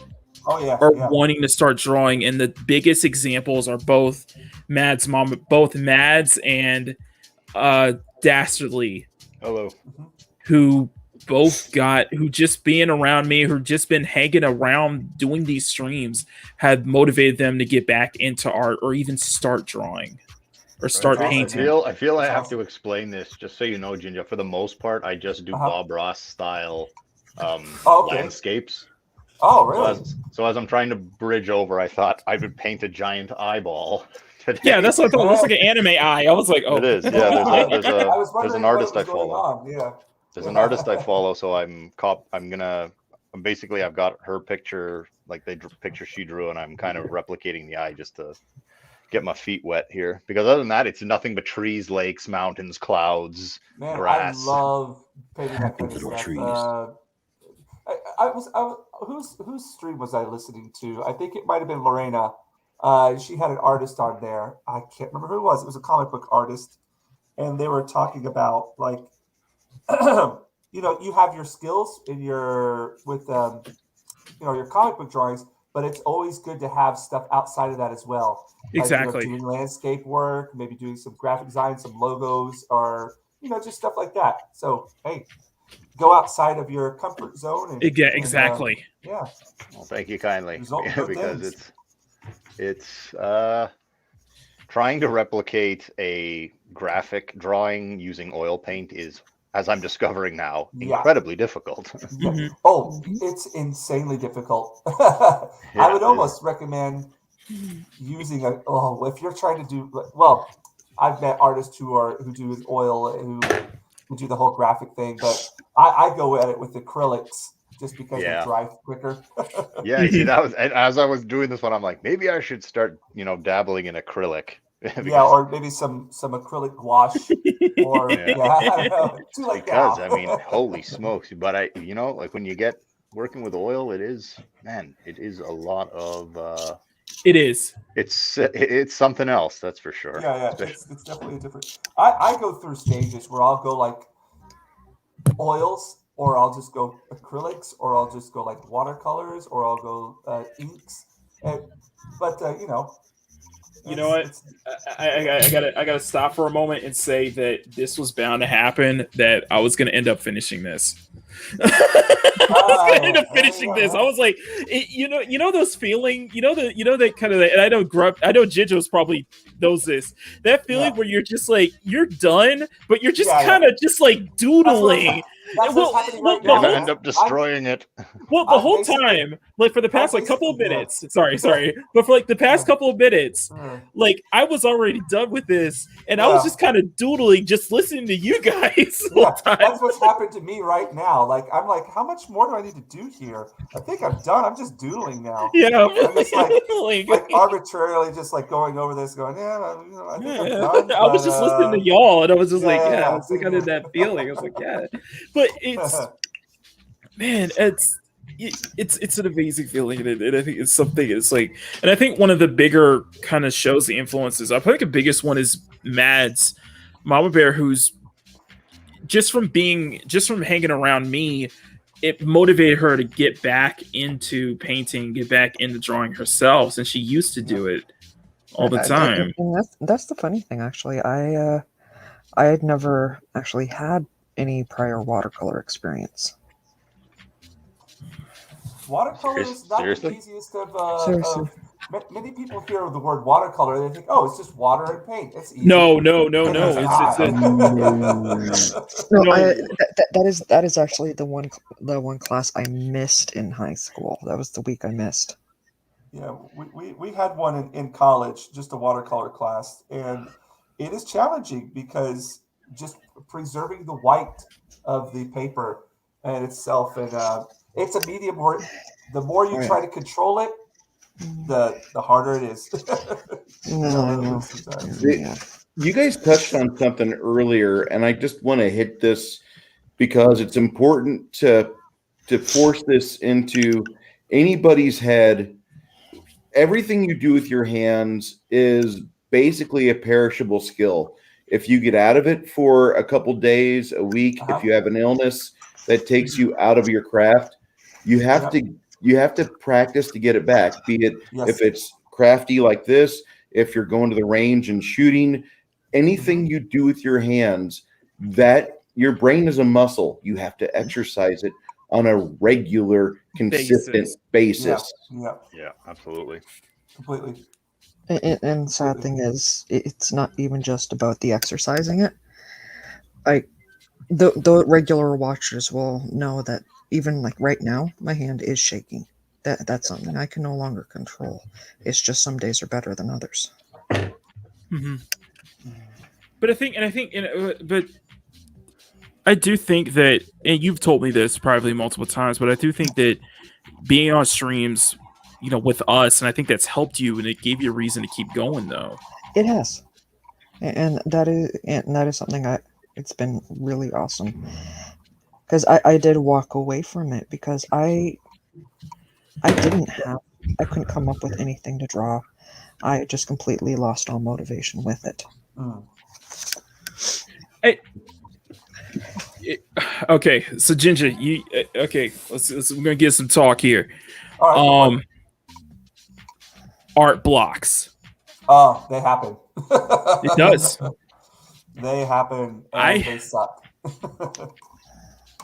I have been lucky enough that I haven't experienced an art block in like years. I will have to say one of my last art blocks was probably about maybe about 3 years ago, 4 years ago, where I just found myself staring blankly at I just had like a big, I like to actually paint on wood as well. Mm-hmm. So I get this like this kind of board. I can't remember the name of it for the life of me. Is it called MDF board? And just staring at it going, what the hell am I doing? What's the purpose of this painting? Why am I doing it? Why am I doing this? And I just stared at it, and it felt completely lost. And I felt like that for many paintings, and just didn't know what I was doing, and felt like I was doing something that somebody else should be doing, not myself. And then you just go back to stuff that you like to do. Go back to your sketchbook. Go back to your sketchbook. Another thing that I like to do. Put this aside. Is I do this. I teach at nursery schools as well, I teach art at about 8 nursery schools, and randomly put down some splatters. Mm-hmm. Put out some bubble wrap, put some paint on it, and throw it on a piece of paper. Take out a straw and put like a bunch of watercolor, just blow it around. And then, like when you were a kid, looking at clouds and finding images, look into that stuff and try to find something. Right. You know what I mean? Yeah, man. And I have to be honest, This. drawing and doing work at my nursery school classes is so inspiring because you see the kids, they're not trying to impress anybody. They're not trying to like come up with something that's going to go down in the history books. They're just having fun. Exactly. And they're doing crazy stuff. And yeah. So yeah, you do get those blocks.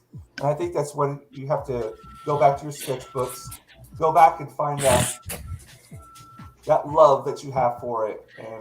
And now I'm gonna twist your blame a little bit. What are some of the hardest things for you to draw? Okay, hands. Well, that's obvious. That's an obvious question. Get off the stage. What you're doing right now is something I've been trying to challenge myself. I love doing characters and everything, but what I need to do is working on their environments, the environments they're in. I have a hard time. Working with buildings and cars and things like that. I just really need to go, head first in that and just draw and draw and draw and draw and draw. And that's one thing that I feel that it's like for this. Yeah. Like I'm used to doing, like if you you could probably scuff through some of my older stuff to see that I have a thing for I do have a thing for backgrounds, and the problem is that I put so much into the background that the backgrounds will just take over. Yes, the background. I completely agree there. For me, like of course, hands are one thing. One of the hardest things is drawing.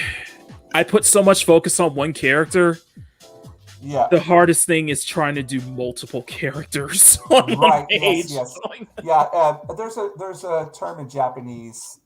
I've forgotten so much English while I've been here.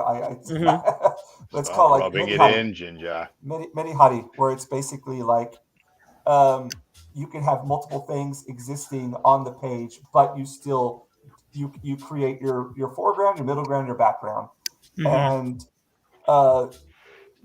all of them existing, not one being more dominant over the other, having that balance. It's not an easy thing to do. No, it's not. And but when you notice, when you can, it's almost like maybe like an alcoholic. You can admit that you've got a problem, and I know what my weak points are. When I do backgrounds like this. I have to slow down. I have to kind of break it down. It's just like realize like I'm not going to knock this out in like a couple of minutes or a couple of hours. It may take a couple of days for me to just knock out like one part of the background and just break it down and just like focus on one section and just just focus on just strictly on that section. And then if it takes a couple hours to do it, it's fine. But just go for it. Like I can't do like especially with stuff like this. Like one of our followers, one of the people in the chats, I think it's Wolf 10 Ninja. He brought up one good thing is that he needs to start sketching full scenes out, like sketching out an entire scene instead of just sketching one character and then like focus on one character and then start sketching the background. No, sketch out full scenes. I like doing that, but there's a mindset that I have specifically. When it comes to drawing in general, is that I don't picture something as a drawing. I picture it as a scene. I hear you there. Like when I'm doing something, it's like for this one right here. Right. I don't see it as just her posing. I see it as you're capturing this. You're kind of capturing this moment. Yes. It's like you see this moment and you want to take a picture of it, and that's what I kind of capture. And that's why I want to. That's why I always try to make it feel always try to make my poses, my expressions and stuff to not make it feel forced. To make it feel like it just happened naturally. You were just in that right you were in that right spot. Like for this one, a bubblegum walking in a public space, like a public space, like a shopping center or something. You just happen to catch her. Right. You happen to just kind of capture that, you know? Yeah, I was always going to try to get that feeling. It's like I took some black and white photography classes when I was in college. And what you're talking about right now is that one moment that is so important or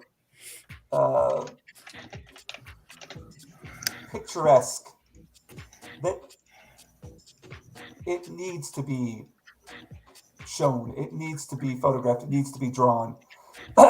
It's like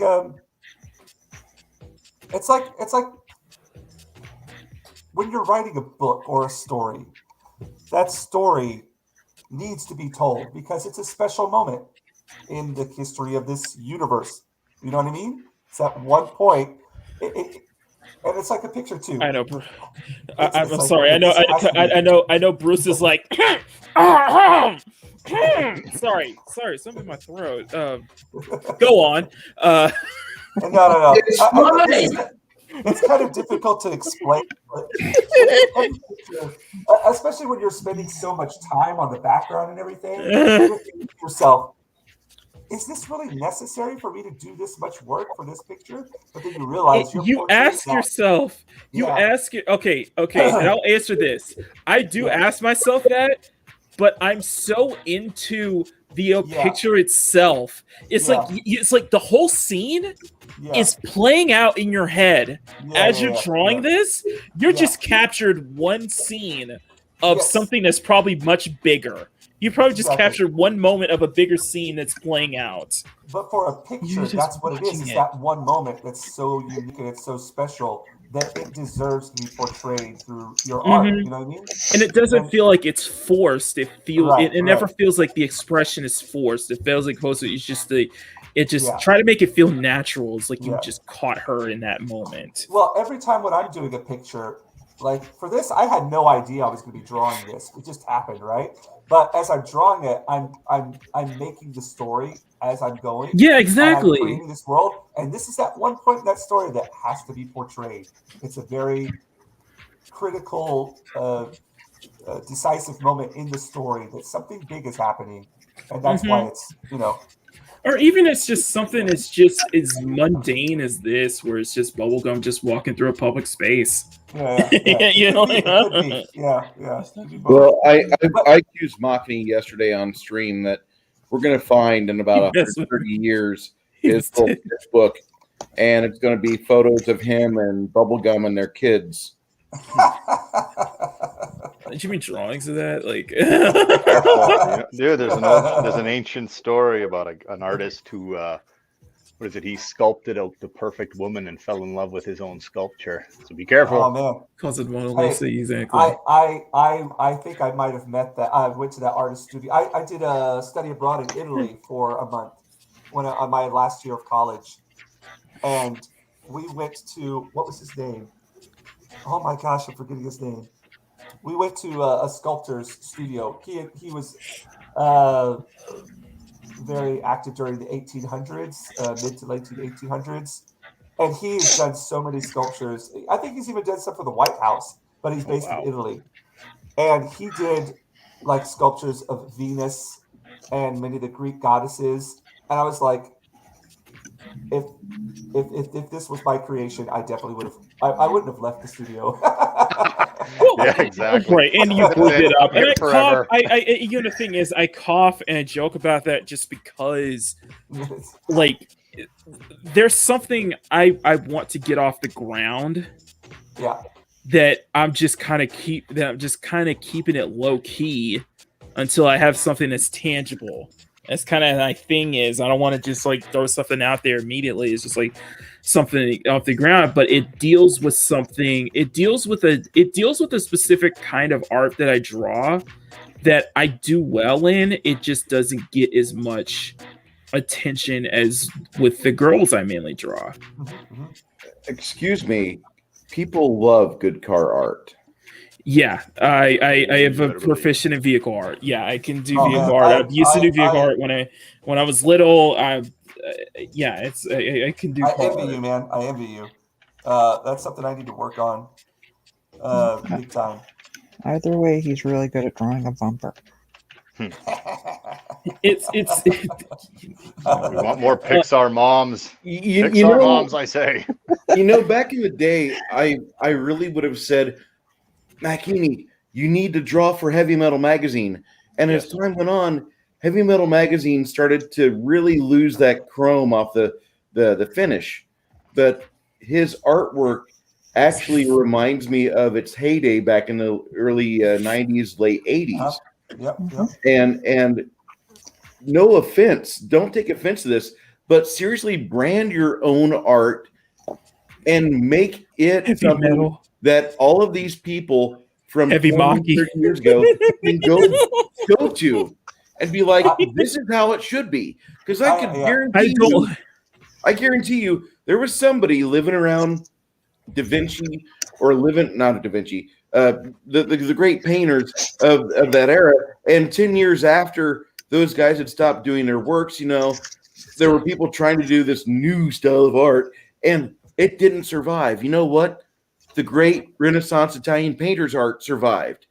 And there's something about the way you draw. It has a very classical feel to it. That's because you're drawing like the people just like they did. Well, it was hence the reason why Bruce really wanted me to do that Frank Frazetta stream, just because that's not even part of it. That's not even the thing. Is that your artwork, your style has such a good feel to it. Just because you draw quote unquote like Frazetta doesn't mean that it's always going to be like Frazetta-esque. No, dude, No. You have a very classical, traditionally trained eye, and your hand-eye coordination conveys that perfectly. Your ink work is fucking masterpiece level. Yep. And I really wish that there would be some times where you would accept the compliment. We know you're humble. We know you have a lot of humility. This is what I have to deal with. It's like we're trying to reach through the screen. We're strangling you, man. It's like, can't you tell that you're amazing? I know this is what I deal with every day. I'm just gonna sit back and be quiet. This is why I love a Jinja's life. It's like this is what I deal with. Oh God, no! You get told by somebody on Sunday that your shit's amazing. Woe is he. No, it's something I learned from Fat Steven. It's just like I can't take compliments. Well, I don't know what to do with it. What do I do with this? I don't know how to respond. Here's one for you, man. How can you honestly tell me the last time that somebody really gave you some hard critique? Like said, hey man, you need to do this. I'm not enjoying this. I think you should try harder at this. Or maybe this is your weak point. Do you know what I mean? And the funny thing is, yeah, those get an immediate response from me. Don't they though? I instantly respond to those. Yeah. On Twitter specifically, like if you actually like people who actually do give me a critique and actually tell me what I need to work on, I actually immediately respond and I tell them thank you for that. I really appreciate that. I value that so much. It's just I value I value all the compliments and praise they do. It's just those I put focus on the more. Those are, to me are definitely more important. Yeah. One thing that happened to me when I was in high school that kind of really changed a lot is I was like a straight A student. I was, I did my I was a very studious person, and I always did my homework, and nobody was really pushing me to do it. I just did it on my own. But the worst grade that I got in my senior year of high school was in art class. My teacher gave me a B. Oh. But I took that as a sign of respect because she was being harsh with me. She was trying to push me to do harder because I had gotten a little complacent with my stuff. And interesting. yeah, so I was like, really, I looked at that, was surprised, but then I sat down and thought about it. And she was one of my favorite teachers. We had a really good relationship together. But I was like, that was done out of Love. your harshness to the students that you were supposed Well, and I to think love. I had that Yeah. same situation. Just I think I had that similar situation, and I think it was a lot of it's just, and I think it was that similar situation with you. It was just like I got getting like a lower grade Yeah. on an art project, mainly because they see that I have, like, the teacher saw that, the teacher saw that I have this like amazing talent. Yeah. That you can do so much more with it. Yeah. It's a way to push you. To not waste it. Yeah. Yeah. And I have tried. And it's stuff like that. It's just like stuff like that has been so lodged in my brain. Yeah. For years to like, I do not want this talent to go to waste. Hence why I've been drawing every single day. Yeah. I can't stop because like I can't let this go to waste. I don't want this to go to waste. It's just I suffer from the case of being too damn humble. It's funny, like again, talking about that balance between humility and being humble, and but at the same time, I love going out into public places and drawing, and then having people come up and talk to me about it. You know what I mean? Yeah, people say, and like my friends have told me, I have every right to brag. I just don't. I just don't want to. Yeah, because you know that there's a bunch of other people out there that are better than you. It's just that I don't want to tote my own horn just because it's not that's not the mindset. It's like you're always wanting to do better, but it's finding that balance of always striving to improve, but always appreciating when you do something that makes you happy. If you're doing a peak that makes you happy, you're gonna show off. You're gonna tell people about it. I'm going to equate it to the art of Kudo, which is the art of Japanese archery. And I love that. Here's basically the philosophy behind shooting the arrow is you don't shoot it to hit the target. You're not aiming. Your whole mindset is not wanting to hit the target and to succeed. What you want to do is enjoy every single movement that goes into the release of like every single movement that is involved within archery. The stringing of the arrow, the feel of the string, the feel of the tension as you pull it back, appreciating and loving every single aspect of that. And through that, you will hit the target. I think that's what and you could tell that's what I'm doing like right now. I'm just enjoying every single piece of line. Single line. I'm just doing every single line and I hit the target. It's just like and believe me, doing trees like this, I had to look through a bunch of references just to figure out how to draw leaves or how to ink leaves like this. It is challenging as hell. That's why I references do it like that. Yeah, I can't. It's something that I need to work on. So it's like if people, it's like I will admit to this. I will sometimes draw trees as an excuse as a way to hide. Makini, do you know how many trees that I've used in my paintings to hide things that I messed up? That would literally be if I ever started an art channel. That's what it would be called, hiding shit behind trees. As much as I love doing. No, I mean this. I love doing perspective. I just don't think I'm at that level yet where I could be able to do detailed like cityscapes. Like others, like I want to. It takes some time to get that right, and I'm always so worried. I was like, oh god, I got this angle wrong. Fuck, it's gonna fuck this up. And it was like that with me when I started. When I really got into anatomy, it was just like it wasn't until I started doing more pinup art that I got more comfortable, and my anatomy got a lot better as a result. Right. Yeah, it's what was I going to say? Oh shoot! I just had something I was going to say. Just completely when we started talking about covering up with trees. What was I going to say?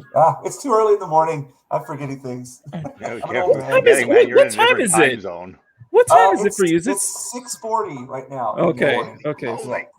What's the weather like? What's the Well, it's fall now, and it's crazy here. Like October, the beginning of October to the middle of October, it's like still summer.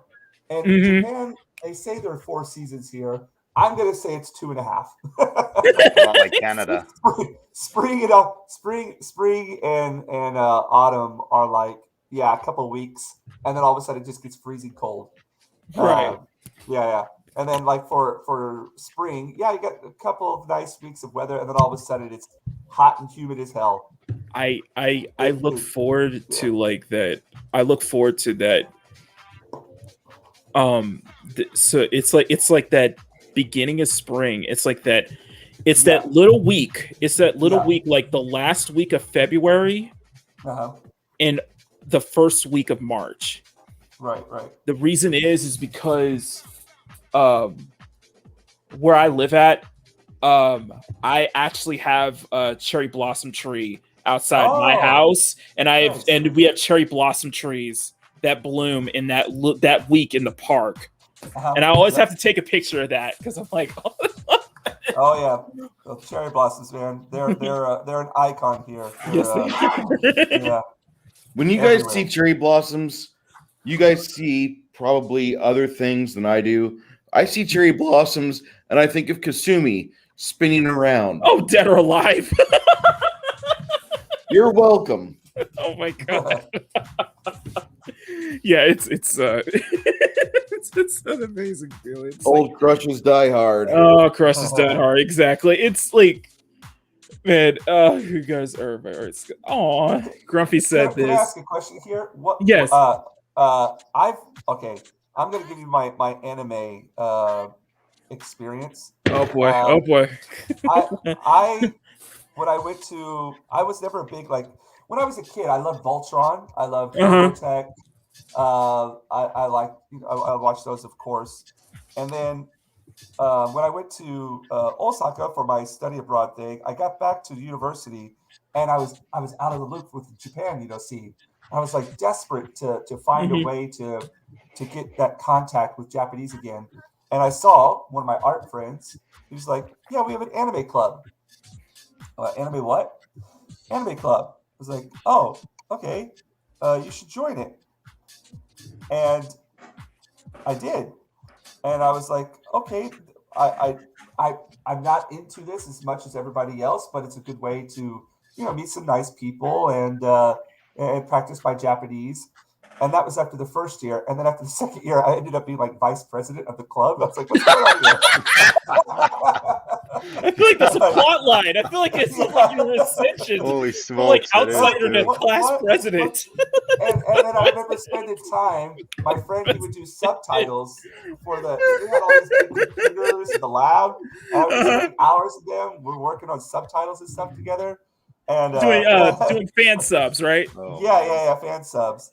Jinja, I was going to say, if your life was an anime, it would be called "Help! I'm the president of the anime club, and I don't know anything." Oh my god! That is exactly what it would be called. Yeah. It was so. I know we'll probably which anime is Kasumi from? I'm sorry. Dead or Alive video game series. Fighting game series. Yeah. I've been out of the whole video game loop for a long time. Yeah. So like for me, I know probably Dashley probably has different taste. We both this is such the amazing thing about anime and manga. I've become to adore over the years is the ability to take something as so mundane and make it so interesting and engaging. Like it's so weird. My favorite genre of manga is sports. Slam Dunk, man. Slam Dunk was my favorite. I want to and I've told Bruce it's like I told Bruce it's like the project I want to do. It's called Midnight Rush. And it's basically my version of Initial D. Because Initial D he was like, But it's good. initial D and Wonka Midnight, because I'm a big car guy. So like the street racing animes, like I grew up loving that kind of stuff. My favorite, like my all-time favorite manga, and Grumpy's gonna like this, is Air Gear, and that Air Gear was all about like, picture like Dragon Ball Z or something like that with inline skates, rollerblades. I was like, Oh, man. Well, that's the They thing, is have that an they can. amazing ability to make manga out of everything. Like, the Exactly. ramen taster. I know, it's like The stuff most of like Devil. It's ramen taster. like stuff like stuff like Devil's a part timer. Like why, like, you know, me and Dashley, like we do have a thing for just like slice of life stuff, just Dude, because it's so fun. Bookseller Honda-san. It's a super short anime, and it's just this guy. All the characters. It's so hard to describe. Yeah. It's literally this guy made an anime about his experience being in the comic or manga store, and it's like just selling things, and it is powerfully funny. Yeah, it's funny how they could do that. They could just take mundane things in life and turn them into this. I love it. I love it. I'm yeah. like, oh my god, it's so fun. Oh, you guys are kind of forgetting something. One staple of American comics for the past 70 years or so is Archie.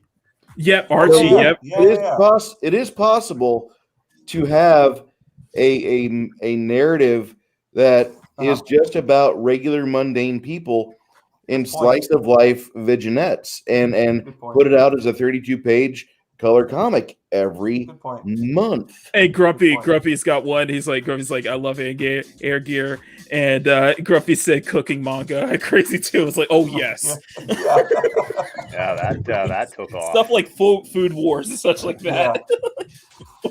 That's a great point about the Archie thing, though. You tend to forget those. They're just taking the mundane things of life and making it, interesting. It's not an easy thing to do. You guys could do it. You know, we are a nation of creators. All right, not America, but people that are on YouTube doing content creation. There's nothing stopping you from going out there, sticking your neck out, and making the best narrative you can make. Yeah, exactly. In fact, you should. You should go do it, because if you don't do it, somebody else might not do it 30 years from now. And you've got to be the trailblazer, right? You've got to be the ones who want to do it. And if you've got the capacity, what are you waiting for? What sun, moon, and stars constellation combination do you really need for you to become successful and happy? What is it? What are you going to wait on? I feel like Bruce is lecturing me. Bruce is telling us it has to happen. I only do this to you every Sunday. I'm sinking into my seat. I'm like, you're standing at the ledge and you're looking at jumping off the ledge, not knowing what's down there, and there's like a big haze of fog. You can't see what's down below. You know you're gonna be okay. But Jinja, it's like Tekken, you know, freaking Bruce's Heihachi and throwing me into a volcano. Exactly. That's the first thing my dad did to me, and I turned out okay. Dude, man, are you kidding? I got the Spartan 300 treatment. People like, yeah, he was inspected. I'm like, oh, all right, what the hell's going on here? This is it's quite the embankment, Father. You might want to take a few steps back. No, it's I was like, damn, I do not want this stream to end because we could go on for hours and hours. But Jesus Christ, let's do it. I can't. 6 hours for Makini. Come no, on, guys. No. You guys, we got stuff to do. So we'll probably go for maybe another 20 minutes. Yeah, we'll probably. It's up to Jinja if he's. Yeah. Let's see. It's almost 7 here, right? I do have to. Oh, actually, I do have to head out around 8 o'clock. Okay. I gotta go. Around 8 o'clock. I gotta go somewhere. But it would be nice. I gotta do some preparations for today's classes before I head out. Today's gonna be a really, really busy day for me. Man, you're not kidding. The sun hasn't even come up yet. And you're I know already- you're a day ahead of us now. You're like, I started the day at 3, so I'm gonna have to find somewhere here in the middle of the day to maybe catch a little bit of a cat nap, if you know what I mean. Another good 20 minutes or so. Yeah, we could go for another 20 minutes. Go for another 20 minutes. We'll wrap this up. I know. I'll be wrapping up this picture by then as well. It's right. So North. Okay, so one of our reoccurring guests is Northern Jeremiah, and he gets a lot of his drawings. He finishes it quicker than we do. By the time I'm already starting on mine, he's already at the coloring process of his. Yeah. So we have to make it a thing for him. It's like, no, you're not going to spend the rest of this stream sitting back and doing nothing. No, you're going to start another drawing. I think 2.5 is his record, man. I'm just going to say that as much as I love Northern Jeremiah's work, it does not have the panache or the style or detail that yours does. His work is really good. It's amazing. He draws much better than I do at this level. But I've got to say that Northern's work is rather, it reminds me of somebody who they got paid by the page, and Makini's work reminds me of someone who says, or whose boss says, listen, when this is complete, you will have these 12 items within the picture, and it will fit this size for copy or purposes. And therefore, Makini goes about on one piece of paper, and he toils for 3 hours to make an 8x11 piece that's going to be in a comic. Nope. Northern Jeremiah does stuff that could scale down to stickers. It could scale up to 5x7 with no loss. I love Northern Jeremiah's work. Don't get me wrong. I've got good tennis elbow from that stuff. But I'm going to tell you that that's what I'm talking about. Makini's work it always succeeds and delivers on what I buy it for. It's always what I need. Bruce, you make a valid point, man. But you remember Northern, we love you, man. We love your work. His work is not as detailed as yours. No, it's not as detailed, but that's the thing, is that I've seen his comic work as well. Like I think they're like mini comic pages. Almost. He does a really good job, and for what he does, oh my God, he is easily to where he's at professional grade. Northern, if you're listening, Caitlin's probably my favorite. I'm just saying. I can't see the chat. Caitlin's got 7 kids of mine so far. Oh, there you have that little internal movie. Oh my God. Okay. What? Okay. Let's. You're welcome. Oh my God. You wake up in the morning and what are you thinking about? So I'm doing man, it's Jinja, this has been such an incredible stream, and this has probably been one of my favorite streams this season. We do everything in seasons, okay? Yeah. So yeah, I'm just having a great time here, man. Just chilling out. It's a great start to the day. Just listening to everybody talk about this. I tend to get a little bit, overly passionate and talk maybe a little too much serious stuff. But can we take a moment? Can we take a moment and blow your screen up, because that looks awesome. I don't know if you can see it, but there's actually people inside of these pods. Oh, that's so sci-fi. Oh, that's so cool. That's even creepier than the Matrix. It is creepy. It is creepy to look at, but it's this guy. Do you read Philip Jose Farmer? I do not. I don't. I've read a lot of stuff. I don't know who that is though. He wrote the Riven World or the River World series, where different people will go in the afterlife, and the location that they go to in the afterlife is along the bank of this river, and they have such fun stories. But there's like 4 stories or 5 stories in the total, and then there's another like a parallel story that does not intersect at all with it. But Philip Jose Farmer is one of my favorite authors. Farmer? Yeah, Philip Jose Farmer. Okay. He was a local author when I was in Illinois. He died in Peoria Heights, but he was really good at just getting into and stretching the boundaries of what acceptable science fiction was. Heinlein loved him, and the book he did in '52 called Lovers kind of paralleled some of the concepts that later were put in Riverworld. But the Riverworld books, if you're gonna do pictures like this where you have androids operating around a pod with a human encapsulated in it, you may want to check that out at some point in your adulthood.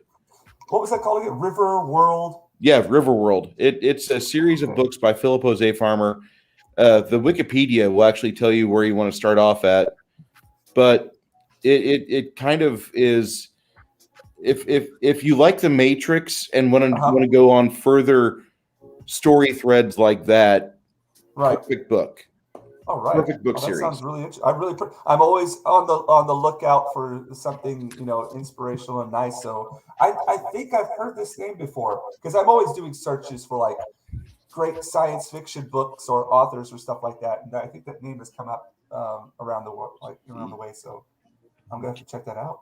I'm just going to bid you good journey on that because you're going to go to a library or a bookstore, an accredited pawn shop or a reseller, and you're going to come out with like 12 paperbacks in hand, and we're not going to see you.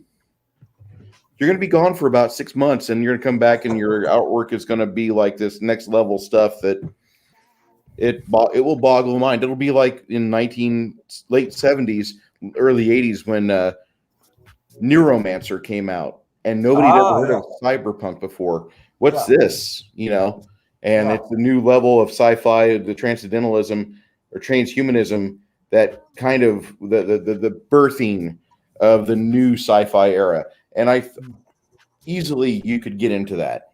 Oh yeah, definitely. You'll easily step right into it. It's good. It's great, man. I'm gonna dive into that world, man, at first.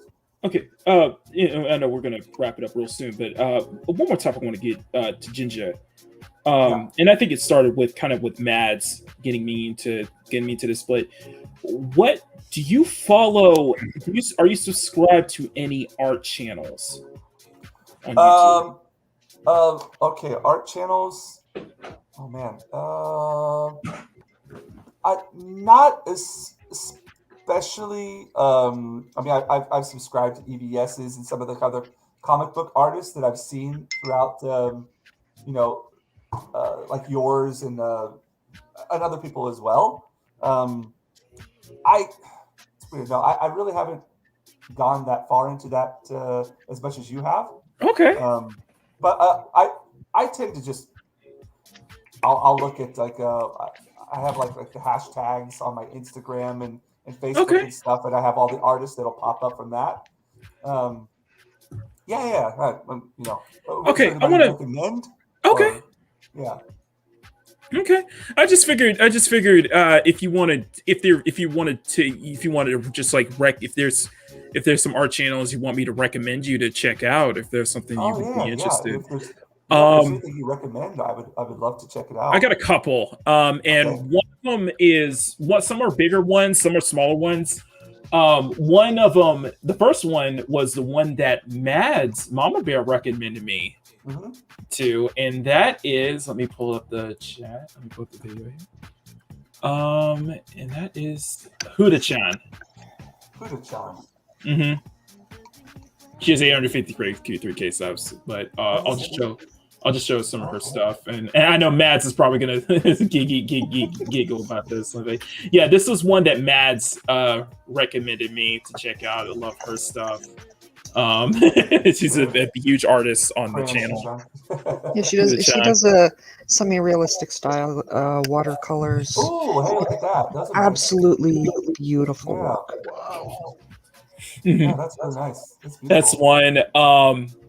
If you're kind of more into kind of I've seen this before. I think I saw that video before somewhere. Okay. Yeah. If you're kind of into more the fantasy, especially more character focused stuff, Martin Abel, he does mainly streams, but Able Art is incredible stuff. He's a professional character designer. I'll show just some of his sketchbook tours. It's Able Art, one of really stuff I absolutely adore. His stuff is very characteristic. Yeah, very much into fantasy, big into tabletop and stuff like that. Oh wow, definitely check that out. Yeah. Another one I can recommend is one of my favorite artists, Xavier Gustav, or you probably know him as Zag on like Twitter, Instagram, Patreon. He's a huge French art. He's a big French artist. And let me bring his channel up.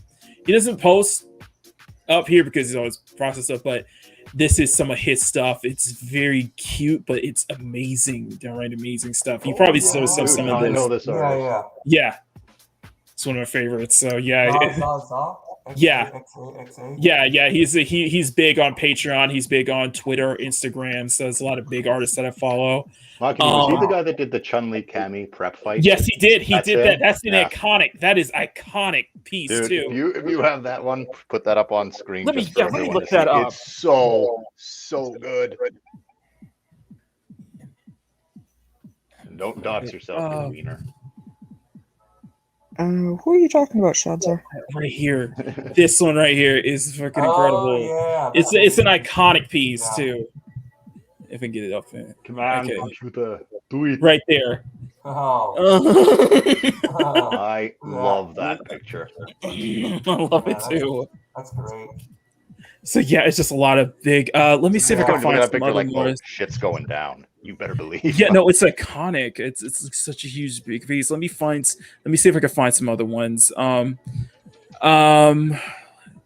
especially ones who. Dan Fraga. Dan Fraga, I also follow Fragaboon. Dan Eckes, he gives like big tips on like just kind of like succeeding as an art career and such like that and stuff to kind of learn from. There's one here who is the his stuff is amazing. Let me find. Okay, I got a couple more. Dr. Rock. Man. I'm always like on the lookout. I'm really bad with box. No, there's an artist I want to try to look for. I'm looking through my subs. Yeah. If I can find the name. Yes, I have Mandy, of course, Manix. Damn, where is it? A lot of the artists I do follow, they don't post as much. They don't post that many videos, but they do enjoy this stuff. If you want really, really cool looking style, I guess I call her Miss Nips, but Art by Nips is another great one. I really like her stuff. Dr. Rock is another one, a very big one. He's done videos and he's done work with like artists like ZHC, David Finch, big into inking in a comic book style. David Finch's work is on, dude. Like David I don't even know. Finch is one. You can watch this guy put his Cable and Wolverine work is second to none. Unbelievable. There's one I'm looking for. Of course, this is one of my own personal big inspirations. Rake. Rake is big artist. He does streams a lot. I back him on his Patreon. He is a huge like shop where he sells stickers and such like that. So it's a very huge success. Another one of my favorites. I'm trying to look for him. I'm trying to look for it because I see his stuff and let me find it. I'm gonna go back to your camera, but no, he was. I think he was the former senior concept artist for Blizzard. If I could find it, his name. Damn it! That's a little bit right there.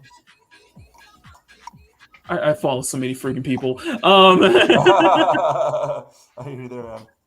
I can't keep track of it, and there's so many. I can't keep track. I cannot. Yeah, like the hashtag for art as my interests on Instagram or whatever, and I just constantly get all these amazing artist feeds coming up. Like it's so much. It's so much. I can't. Yeah, I know. It's insane. It's just like. Yeah. But then of course we got some more local channels. Of course we got of course Anna, that Star Wars girl. Yeah. Of course we're on our channel.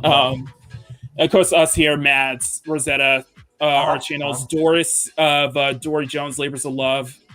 So plenty of CG channel. Vinny Tartamella as well, which will be streaming later on today, celebrating his 1,000 subs. If I could find it. Mark, there it is. That's what I'm looking for. Mark Brunette. I think he was a senior concept artist at Blizzard. And he does art tutorials all the time.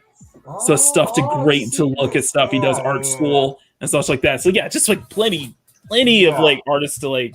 There is a ton of stuff out there. Yeah. Yeah, exactly. Oh my goodness. Man, this has been. I think it's time. I think it's time to wrap this one up. This has been a terrific. This has been such a fun stream. I've had such a great time, dude. Like, I if you ever want me on again, I'd be more. I tell you this. I tell everybody else. You are always welcome to come back on. Just let me know. Just all you got to do is just reach out to me, and I will have you back on. We'll set you up. Yeah. There's like every time, like, hey man, Jinja Ninja, want to come on again? Because sometimes I am bad about like keeping in touch. But if you just throw the word out there too, I'll. Yeah. To M Dashley, guess who I had? Guess who's been on my screen this entire stream? I'm looking. Who we got? Parjan Sucky. Parjan Sucky. Yeah. So slow it down a bit. This. I don't know who this artist is. I think he's a Korean artist. He doesn't speak English that well, but I don't know what it is, but through the pictures I see, it looks like he's in a high school cafeteria. If that's the case, I highly doubt that's what it is. I'm sure he's an adult that's working, but his art is so like this is. I would get some of this work tattooed on me. I'll say it flat out. The Korean artists, man, they're I know. I know. I follow a lot of them too. I don't know what the hell. There's something in the tea. I know. It's something. Yeah, it's just like barley my foot. Yeah. Yeah, I follow so many. I'm like I follow so many. So it's always been like a big thing for us. So yeah. Oh my goodness, this has been. I love this stream. I absolutely love this stream, man. Check the private chat. That's my email. So stay in contact. All right. Oh my goodness. Okay. Anyway, so we're gonna try to a little sketchbook like it's on from. Oh, Shadzar is referring to Martin Abel's art. Look like something straight out of Critical Role. Yeah, so anyway, apparently there was something bad about that. I know, right? I'm just confused. So. I'm confused. Yeah, same here. But anyway, man, this has been an absolute honor. I think you've been one of the best guests we've had on the stream, and we got to have you back on. I've just been jabbering and just listen to you guys a lot, man. It's been great. This what this stream was about, was just hanging around talking straight art, and that's what I love these streams when they become is just streams where we just talk art, and just go for hours upon hours on end. So if I didn't have anything else to do today, I could just do this all day long. I know, right? Oh my goodness! So I'm gonna try to keep the outro short. So Bruce, Mads, Dashley, do you guys have anything you guys want to plug in before we let Jinja do his do an outro with life? I'm good. Damn adulting. I've gotten involved with a group of people. We've got a Gatekeepers stream that happens on every other Tuesday or Wednesday night. And then on Thursday, I have a follow-up stream with that on my own channel. But other than that, I want everybody to, if you've not clicked like and subscribe for this already, please become a subscriber for Makini 90 or Makini Draws. I need you also to go over to Jinja Ninja's page and subscribe to him, because he puts out quality work. This is a type of work he puts out on a regular basis. The guy's excessively talented. You are helping him. You are helping Makini whenever Link you in the chat. get a subscription. And Also- do encourage Makini to get the Patreon, because Yes. as much as he's worried about there's only 24 hours in a day, I can only do so much. Listen, I want the fucker to make money. I want him to make goddamn buckets of money. I want you to be successful. Also, I gotta stop on Dashley. Look at that He's in the eye. chat. He's in the Nice, chat. Yeah, nice. Yeah, the eyes come out Thank you. really nicely. Look at that eye. That looks so Blending detailed. colors is really not fun in this. It's not. Makini gets a Patreon set up, and he can do more NSFW stuff. Hey, you control the spice! Controls the universe! Okay, He Dune, let's controls start down the there. spice. I do plan to watch the Dune film at some point, Me if too. not next weekend, Oh, you then haven't it'll be watched the it weekend yet? after. Oh, No, not yet. I need to I've watch only it yet. watched I'm it not. twice. I'm Once trying on not to get IMAX, no spoilers. No spoilers, spoilers. please.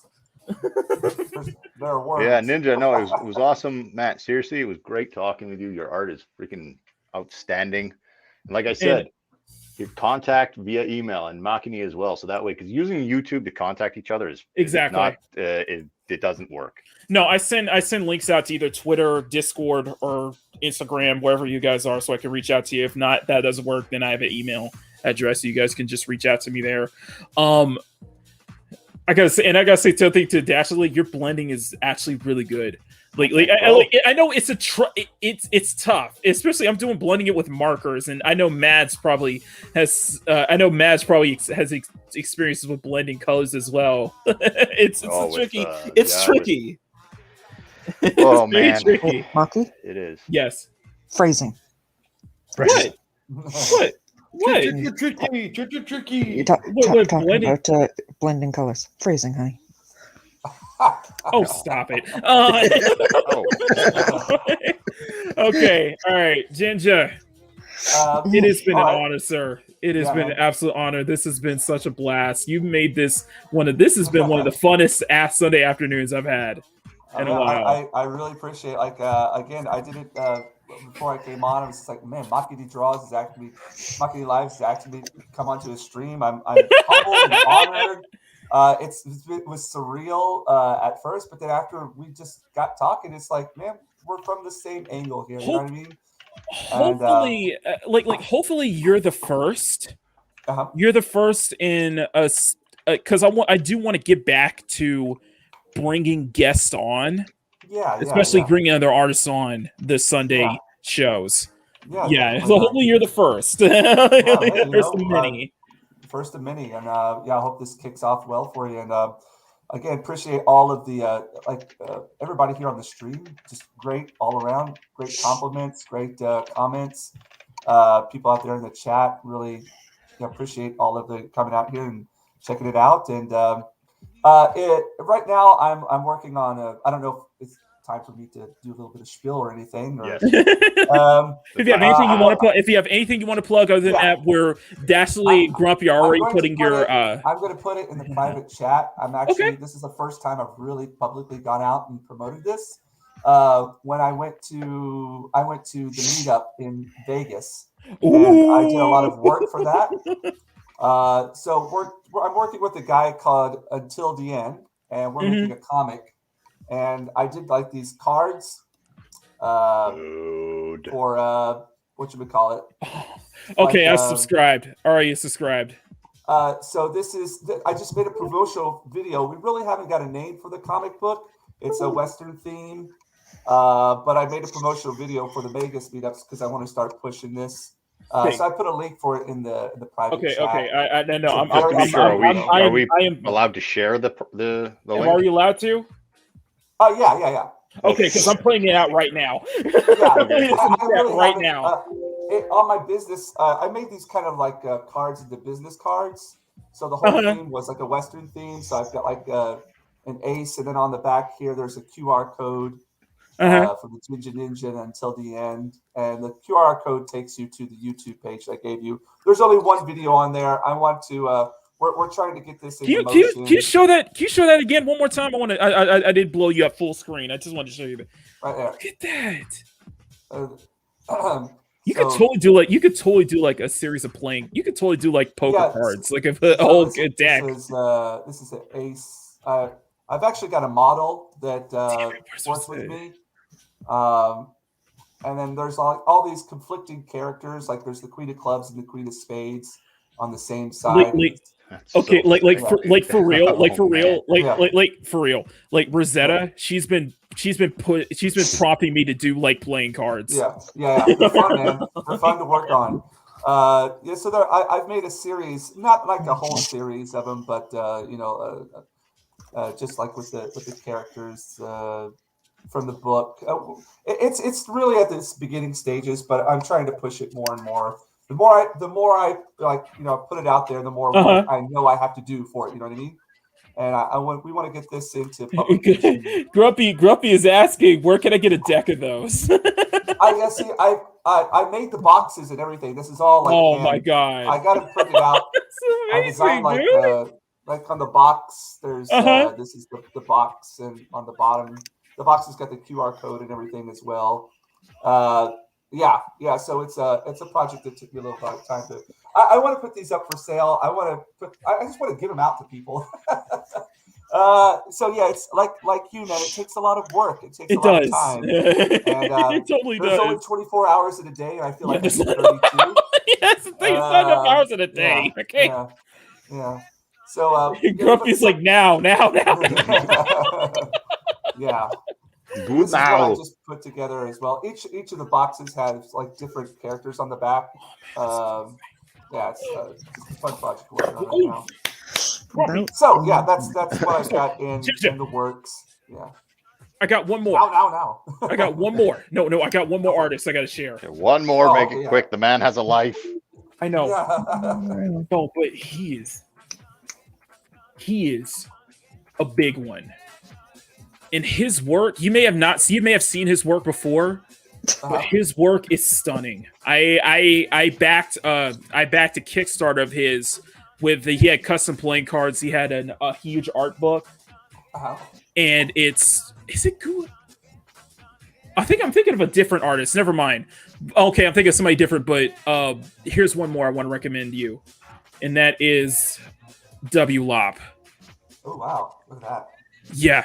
His let me share. Wow. Let me share. These are drawings. Yeah, this is a painting. Drawings? This is our painting. Yeah. Oh, I've seen this guy's work. Yeah, it's insane, isn't it? Yeah, it is. It's all digital, but his stuff is just next insane. Level. Yeah. I picked that painting and made me a little emotional. It is. It's so strong. Yeah, but that's another one I want to recommend to you guys. Yeah, I forgot the name, but I've went through a lot of those videos and checked those out. Those blow your mind, dude. They're so mind blowing how amazing he does it too. Yeah. Anyway, oh my goodness. Anyway, Yeah. I know we gotta stop. We could go I've on for hours on end. I've got a whole list of names here now to look at and books and stuff. So I'm old school. I write them down. I know. It's like I know. Nothing wrong with that, dude. I know. It's like I know we could go on for hours on end right now, but we got to get going. So and plus some of us got to eat too. Anyway, guys, I thank you so much to Jinja for stopping by. This was without a doubt one of my favorite streams in a long time. This is one of the favorite Sunday streams. It's been so much fun and just chilling out. And I'm going to try to get more people on as guests, more people because I think it's really is worth it. And I think it really opens up a lot of people to a lot of these channels. And I think it helps us and it helps so many people out in the process. So just going and doing what I want this channel to be, an art channel first and foremost. Right. And I'm glad we're doing that, and I'm glad we're becoming that. And also, there's one more person I want you to meet, Jinja. I want you to say hello to our resident mascot of Welcome Buddy. Neko-chan. Yeah, we haven't. Hey, buddy. buddy likes to hang around with us. So, yeah. What's the cat's name? Buddy. Oh, Buddy. What's up? He has two. She has two, Buddy and Kira. You don't see Kira that often. Anyway, That's great. oh god, this has been great. This has been so great. Anyway, I'll try to make my outro quick because I do the long Culture Casino like outros, but I got Jinja, time you lapse. need to escape. Now's your chance. Okay, I got time. No, I also make this quick. I got time lapses all this week. Draw streams Saturday and Sunday. Next Sunday, guys. Next Sunday is the round 2 sticker set. Get ready. The stickers are coming in this week. So get excited for that. Other than that, I want to thank Jinja for stopping by. I want to thank everybody, my co-hosts as always. So you guys have been incredible. This has been such a fun stream. I had so much fun today. Guys, please step on that like button if you can. Share the stream out. If you guys are brand new here, definitely hit that subscribe button. And subscribe to Jinja, subscribe to Bruce, subscribe to Mads.